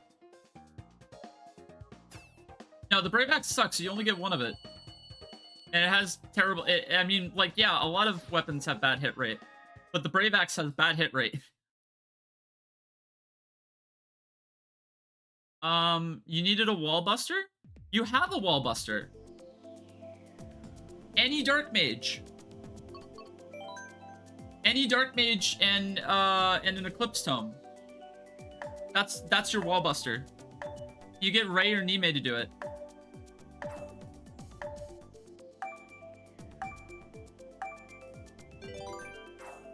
Sword Stance is like one of the only Pokemon moves where I actually know the competitive point of the move.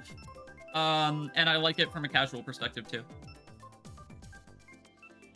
Like one of the only buffing moves in Pokemon I actually used.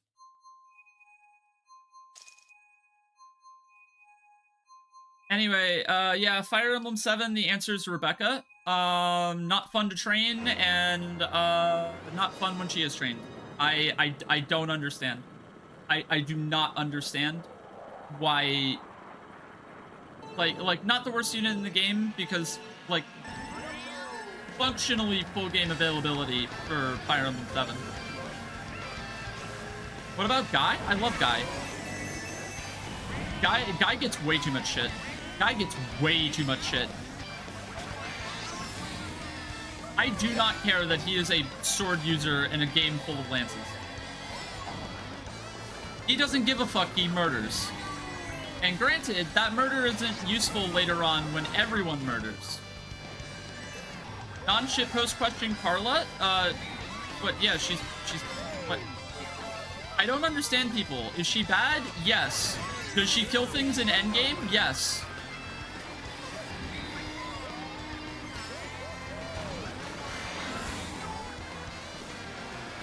Why did people like have a hate boner for Carla? Yes, she's bad. Yes, there are better alternatives that show up way sooner. Yes, she still kills. She takes too much effort. The effort is literally the funniest part about her. Recruiting Carla is one of the super complicated recruitments in the franchise that I actually like. I don't do it every time, but I've done it like at least half of my playthroughs. I will do it when I Iron Man FD7 again on stream. That's because I'm going to be using Bartray and Dorcas simultaneously for shits and giggles. Anyway. But yeah, no, Rebecca basically never feels good for the whole game, even if you pump all of your stat boosters into her. You're gonna no-balls me into getting Bartray killed? Dorcas dies before Bartray. But, yeah. Ooh, Sunset Wilds. Okay, Fire Emblem 8.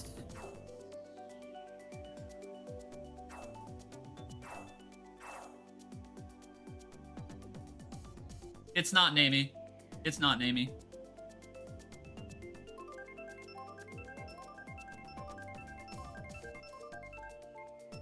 I know this is the funny meme answer, but really? Mario Kart 8 Rainbow Road again? Okay.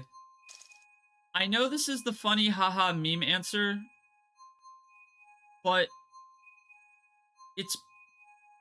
it's okay. It's either Ford or Garcia. Garcia, because Garcia is not funny like Ross is. And he has Dorcas speed growth, but the thing is that he's not funny like Dorcas. And like, yeah, he's better than Dorcas and he's better than Ross, but he's not fun to use like Dorcas and Ross are.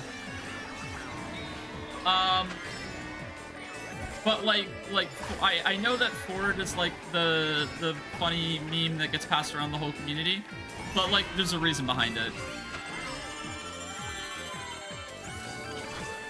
He's like bottom 3 unit fuel in the franchise. I have no idea what it is. He just like sucks. Like he's not bad. He just sucks. How could Marissa be bad with her mini Hikaru?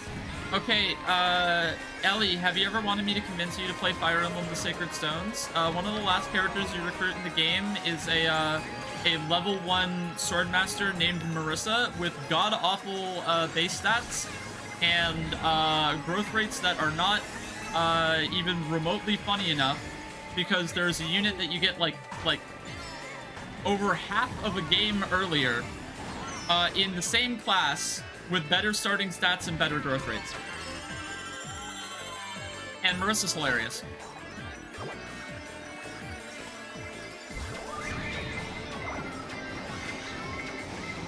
I know it's a Toho joke. I know Marissa Toho, Ellie. Ellie, I've played a shit ton of Toho games.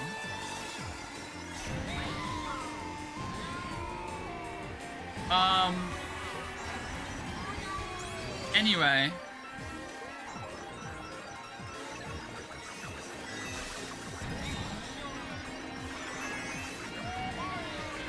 No, I did. FB9? Oh, man.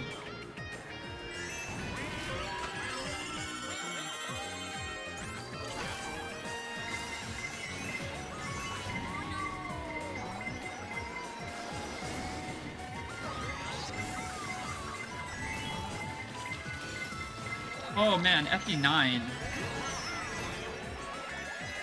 Oh, I died. Oops. Fire Emblem 9.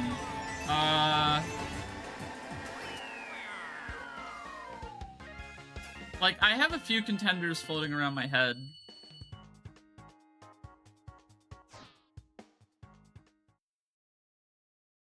Okay, Kahi, you say that, but that is not the worst unit feel in Radiant Dawn. FE9, it comes between the actual worst unit, which is Soth, and then my personal hatred unit, which is Tormod.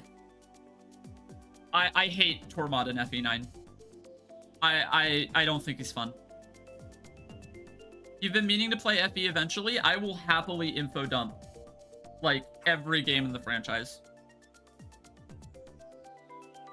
I love the little zoomies lad. I don't know what it is. I hate him. But no, I am a walking Fire Emblem encyclopedia. Like, it's like a top 3 hyperfixation franchise for me. Yeah, no, Tormod is not fun. Please let me into that VC fleeting emoji. That you're kind of in it right now because you prompted it. But yeah, Fire Emblem 9, it's either Tormod or Soth. I think the only thing saving Soth from, like, truly, like winning outright, is, like, everything surrounding him is at the very least interesting, which is not something Tormod can say. But, yeah, no, I mean, he's a dagger unit with, like, 5 attack in FE9. How the fuck do people think that Rolf is worse? Oh, he can open chests. Literally every unit in the game can open chests. It's called a chest key.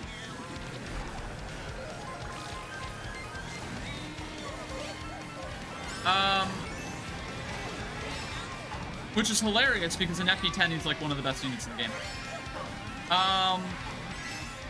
Rolf also has the funny recruitment. He also has the funny recruitment. And he also has a personal bow for some reason. And he also has a triangle attack for some reason.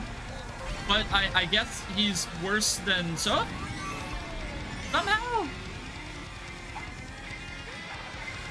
I don't understand that logic personally. Anyway, yeah, range triangle attack, which is like, it's like the weirdest triangle attack in the entire franchise, and I kind of love it. And that's saying something because the armor triangle attack exists. Anyway, FE10? God, there's like 20 answers for FE10. All of the bad Lagoos. I'll just order it all into one. All of the bad Lagoos. There are a lot of them. And, bitches attacking with armor? Oh yeah, armor knights are hilarious. They're like the worst class in nearly every Fire Emblem game, but they're funny. Mega's funny. Mega's funny. Most of the Dawn Brigade are actually more trainable than people think. It's called a tackle. True. Yeah, Mega's funny. But yeah, Fire Emblem 10, it's all of the terrible Lagoos. All of them. Just in a group. This is not necessarily a critique of Fire Emblem 10. It is one of the most batshit insane video games I've ever played. And that's why it's kind of one of the best Fire Emblems. Way better than Path of Radiance, that's for sure. Shadow Dragon worst unit feel.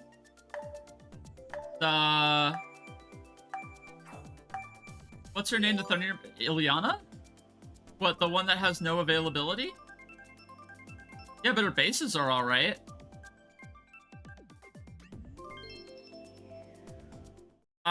See, Frey is not the worst unit feel in the game, in spite of his very weird circumstances. I've never played that patch that, like, opens all of the Gaiden chapters and, gives you the normal mode units in hard mode. I have played all of the Gaiden chapters, on a run where, on, like, hard 5, I just, like, suicided a ton of units, to just open the Gaiden chapters, but otherwise play the run normally. I think the winner for FE11 is Mathis. Violent is so much funnier than Mathis.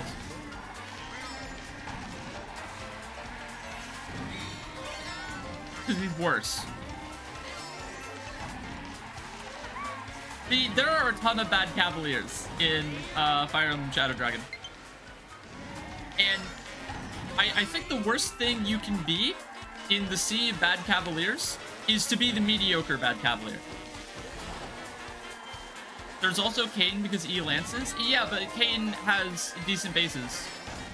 Low battery? Yeah, I know. Stream's not going to go on long enough for this to die. And if it does, then you can flip it.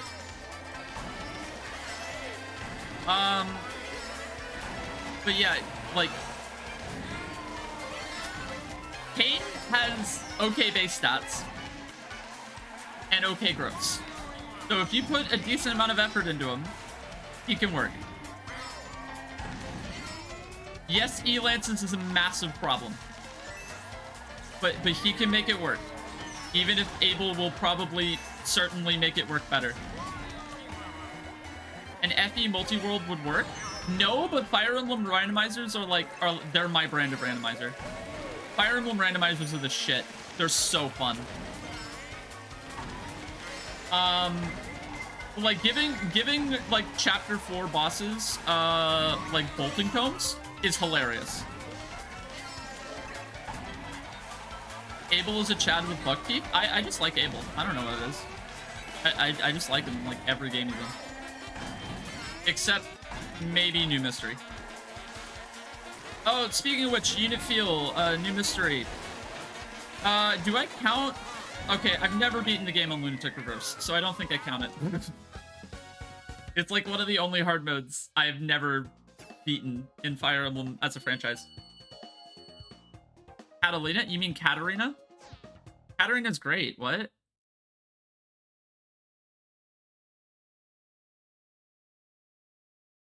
The randomizers I generally like are Metroidvania randos. I think the reason Fire Emblem randomizers work for me so well is that they're, like, instead of finding the same things in a different order, it just creates gameplay scenarios that, literally could not fathomably exist.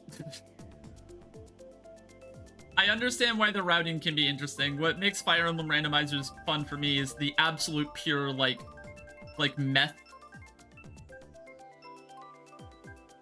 Like, Fire Emblem randomizers are actually some of the most deranged things.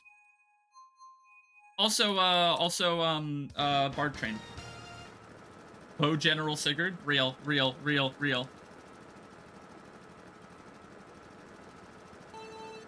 And there is, I guess, a sense of routing because you have to completely change how you play chapters with your entirely new set of mostly dogshit units because randomizers are not good at making overpowered units. They're good at making like nothing but terrible units. We need to defeat the dragons, 8 thieves. I've seen that. I had a randomizer run where like half of my units were thieves. It was hilarious. Thieves aren't even that bad in Fire Emblem. They really aren't. Anyway, okay, so yeah, that's Fire Emblem 12. Yeah, Fire Emblem 12. Oh, Fire Emblem 12, I actually do get to answer with the worst unit in the game. Bantu. It's Bantu. It's Bantu. You can't train him. He's literally unusable. On Lunatic, okay, on Lunatic mode, Bantu gets one shot by everything in the game. And I do mean everything in the game. He mathematically gets one shot by everything in the game from the moment he joins. And you can't fix that. Even if you give him stat booster, like all of the stat boosters in the game, you can't fix that. And that's on regular Lunatic. Because on Lunatic Reverse, he doesn't even get to attack first. So, he dies before he can contribute anything. Bantu is like one of the funniest units in the game, but he has the worst unit feel. Because he's literally unusable. Hi, Random Fire. We're not going to be going too crazy much longer, but welcome back. I didn't know if you're going to make it. I'm talking Fire Emblem Hyperfixation. Yeah, that's Fire Emblem 12. Fire Emblem 13, it's Donald. It's Donald. Worst trainee in the series. Yeah, Donald sucks. Donald sucks. I've always hated Donald. Not fun to train. Absolute pain, nightmare to train. Not counting the princesses? Oh, yeah, no, they do more. They do more than Bantu does. You know what they do? They get eaten. Then you can kill the final boss. Bantu doesn't get eaten, he just fucking dies. Me when I show them my fucked up toaster. That's so real. Okay, yeah, Awakening is Donald. It's worst unit in the game. I hate Donald. Can you make him worse? I could just set all his base stats to 0. I could set all of his base stats to 0 except for his HP, which I would set to 1, and he would be as good of a unit. Nothing would change. That is how unfixably bad he is.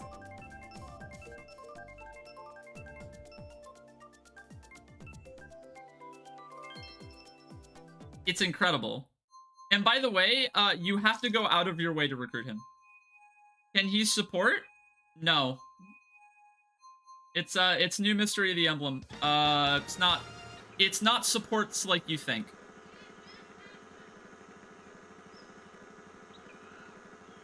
Modern Fire Emblem supports were not a thing until Awakening. They tried a ton of different systems across several games. DS Emblem, it technically has supports, but it is not in the way you think. And it's not relevant. You got 8 speed? Rip. Oh, cleric supports? Oh, you mean like healing him up and making sure he stays alive? What are my thoughts on Ocarina of Time Rando? I've never done Ocarina of Time Randomizer. I have done A Link to the Past and A Link Between Worlds randomized. Both were very fun. And my randomizer of choice is Fire Emblem, which I mentioned like 5 or so minutes ago. Pure hell nightmare. Pure chaos. I love it.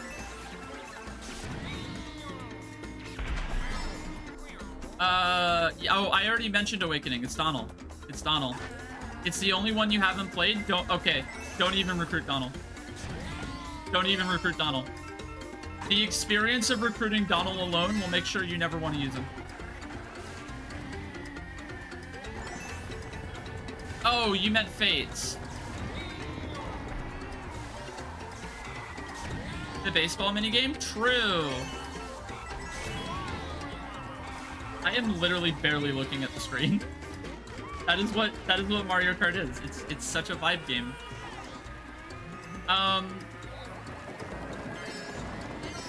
So yeah, okay, I'm gonna split all 3 routes of Fates as per usual. With how Fire Emblem unit feel tends to go with this kind of thing.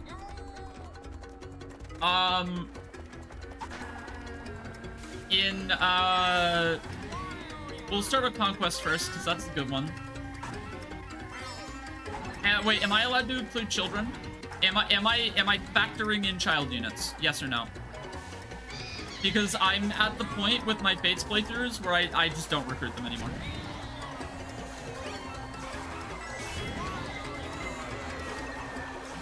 Yeah. You see, in Genealogy of the Holy War, which is the best game in the series, it makes complete sense. In Fire Emblem Awakening, it kind of makes sense. In Fire Emblem Fates, they create a pocket dimension so you can fuck, and then the kid can get to 18 years old in about 3 days of real time. For some reason.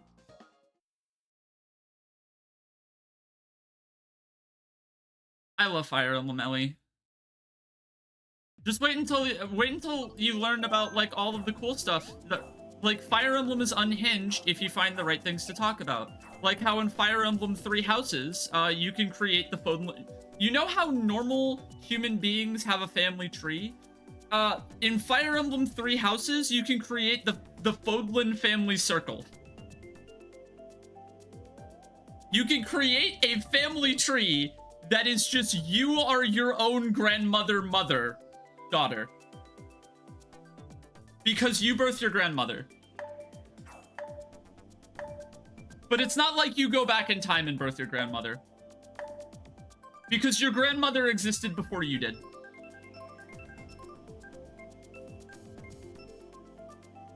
Welcome to Fire Emblem. Okay, anyway, back to unit feel. Actually, you know what? I'm gonna go crazy with Fates, because Fates has a ton of units. I'm gonna do a Gen 1 and a Gen 2 unit for the Fates games. So, worst Gen 1 unit in Conquest in terms of unit feel is probably Odin, and that hurts me to say. Odin is very fun to use. I'm not even joking. But the problem is that he's like a weird mixed attacker thing that doesn't work. And so he's not the worst unit in the game. And I enjoy him because I enjoy suffering. But like, I don't really think there's a way to make him feel like good. That's the best way I can put it. I mean, there's probably like less fun units, I guess. Like Benny exists, but like I don't know. Benny has like a use case. He's a worse unit, but he has a use case, which is very funny to say out loud. That someone is better, but they don't have a use case. Anyway, for the kids in Conquest, okay, you say that, but it's not necessarily Abs so much as she is Tone, and also breaks the game. Shout out to Titania. I love her, she's great. Not cutest Path of Radiance girl though.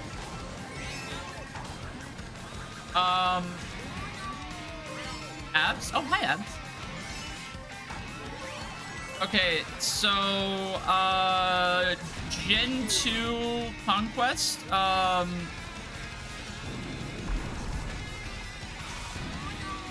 Benny's kid.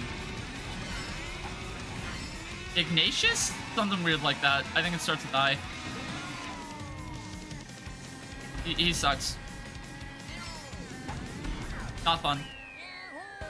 He has like one of the worst personal skills I've ever seen.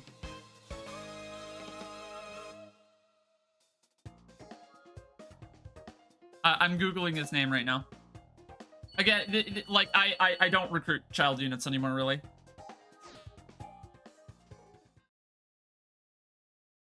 All right, let's see here.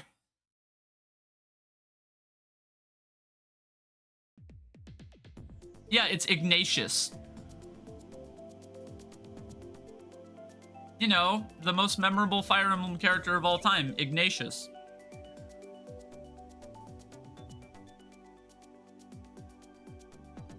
Where he takes extra damage if he's not being actively supported. Oh, that sucks. Oh, I'm sorry. I had no idea. You don't want to commit war crimes with children? You can commit war crimes with children in like every Fire Emblem game. Great. Okay, Birthright. Setsuna. Yeah, it's definitely Setsuna. No, I mean, Birthright has just like shit unit feel across the board. Like even the good units don't feel good. Because it's Birthright. Like Ryoma's like top 5 unit in the franchise. Doesn't feel good. Doesn't feel good to use. Because he just one rounds everything the whole game. With the exact same animation.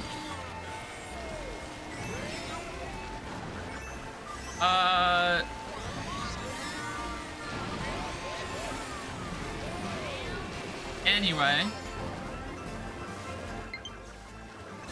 And then child units for, Birthright.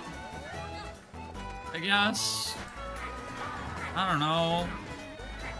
Hiragi. Why would anyone ever let Takumi have sex? I'm gonna say Karagi. No offense to Karagi, I just don't understand.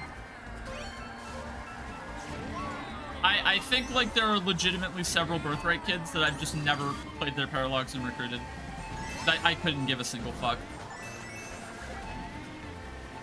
Like, Birthright's worse than Revelations.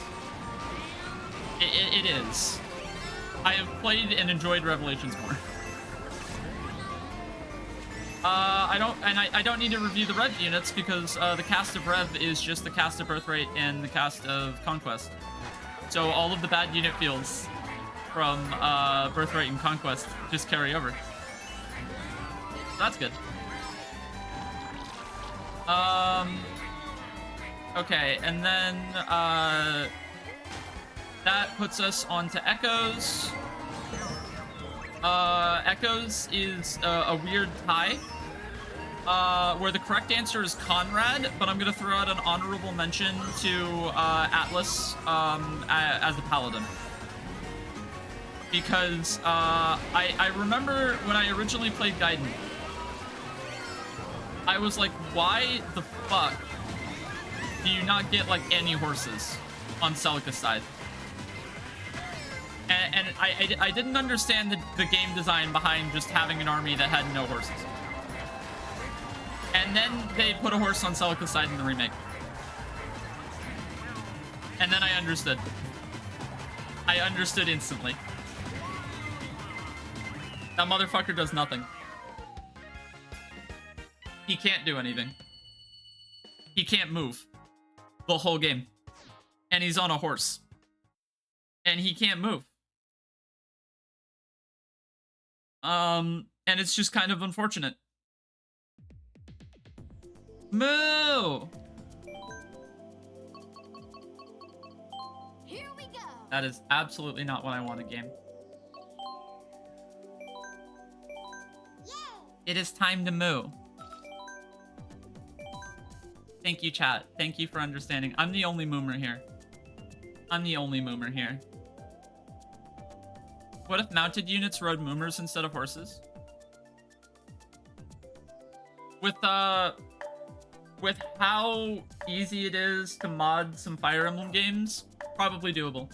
And Moomers exist in some Fire Emblem. So, just saying. Wait, did we get it? No, we were so close. Damn it. Okay,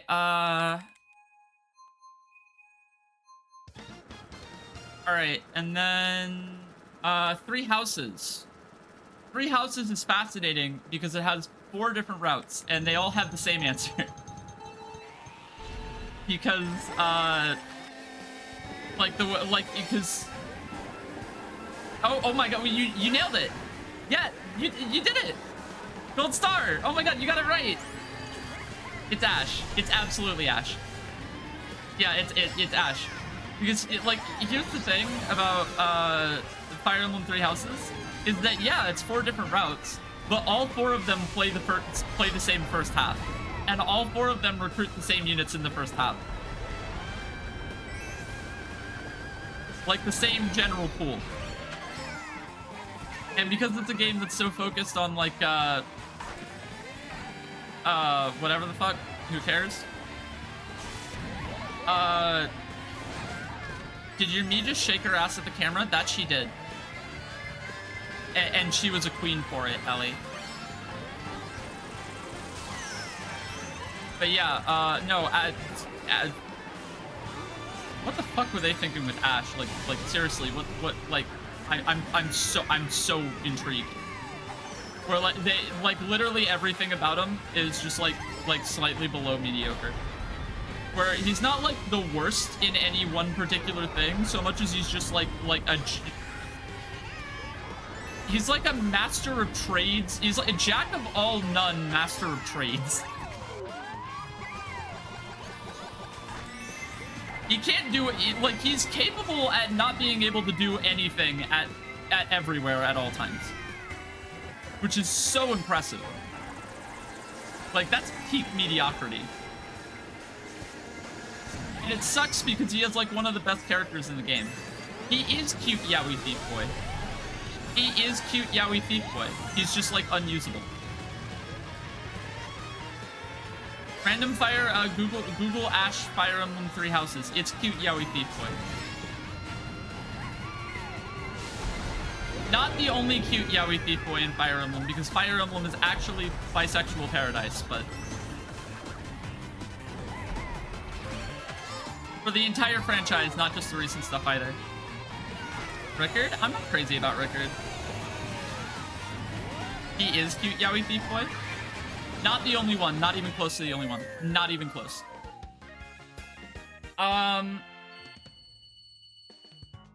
Okay, yeah. If I have to answer with the other houses, I guess. Golden Deer, Ignatz, Black Eagles, I don't know. Someone in the Black Eagles. They're out there.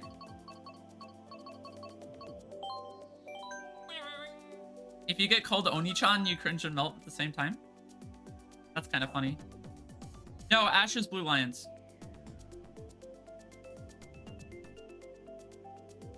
I'm trying to think Black Eagles.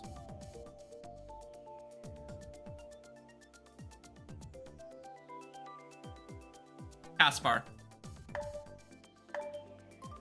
But like none of them compare to Ash. I don't like Ignatz, I don't like Caspar. They don't compare to Ash. And then, finally, Fire Emblem Engage. What about Lawrence? Lawrence is fine. He's not great, but he's fine. And his character is actually really good. I hated him for the first half, then loved him for the second. And I was surprised about that. I didn't realize you were supposed to hate him in the first half. I didn't think he was being written to be a hateable character. I thought he was being written as just like kind of an asshole. And I was genuinely surprised by that. God, 3 Houses is so fucking weird. Yeah, and he completely redeems in the second half of the game for no reason. Anyway. What's it? Fire Emblem Engage, last one. I'm calling Moo Rule on this race because I am tired. But I had to answer this long-ass question first. Because, I don't know. Why not?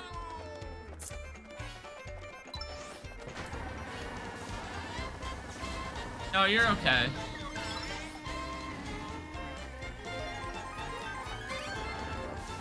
It's probably in the Pyrenees funnies. See, I feel like a lot of people cop out and say Alfred. But, like, I'm not even joking. On my blind maddening playthrough, I carried Alfred through, like, chapter 16, 17. And he wasn't unusably bad. I mean, he was bad. I thought I could fix his speed. And that's because I didn't understand how what's it worked. How experience gain in Fire Emblem Engage works. Which is to say there is none.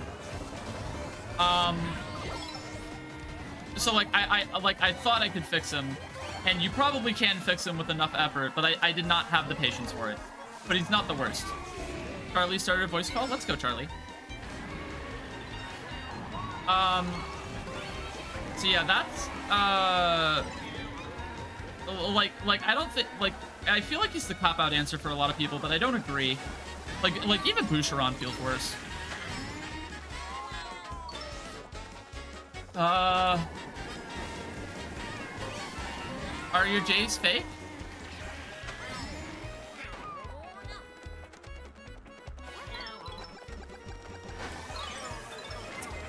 So yeah, if I had to give like an honest answer of like worst unit feel, it's either Fram or Brunei. And I don't have a definitive answer yet. Because, Brunei's hilarious. I got 4th? No, wait, I was not paying attention at all. Let's go. 4th place warrior. Alright, no moo. But yeah, it's either Fram or Brunei, and that's just gonna depend on when I do the playthrough of, ending on 4th is a banger? Fuck yeah. Thanks for the stream. Absolutely. Those are all bangers, Abs. Those are all bangers. But yeah, to very quickly end off on your question, like, yeah, Brunei sucks, but like, I need to play through to determine if he's funny or not. Because he kind of looks funny. I'm gonna be honest. I'm really tempted to try to train him in maddening somehow. Like, I really want to find a way to make him, like usable. Like, Brunei solo incoming. So if the Brunei solo is even mildly entertaining, the answer's Fram. Anyway. Sorry for not being here for most of it, but I had fun when I was here. Stop apologizing. It's okay. I'm glad you were here when you were. I'm gonna go conk out, but it was great talking and seeing all of you. Have a good night. If you're in the States, enjoy your holidays. If you're not in the States, enjoy life anyway. And I'll see you all in a week. So yeah, bye.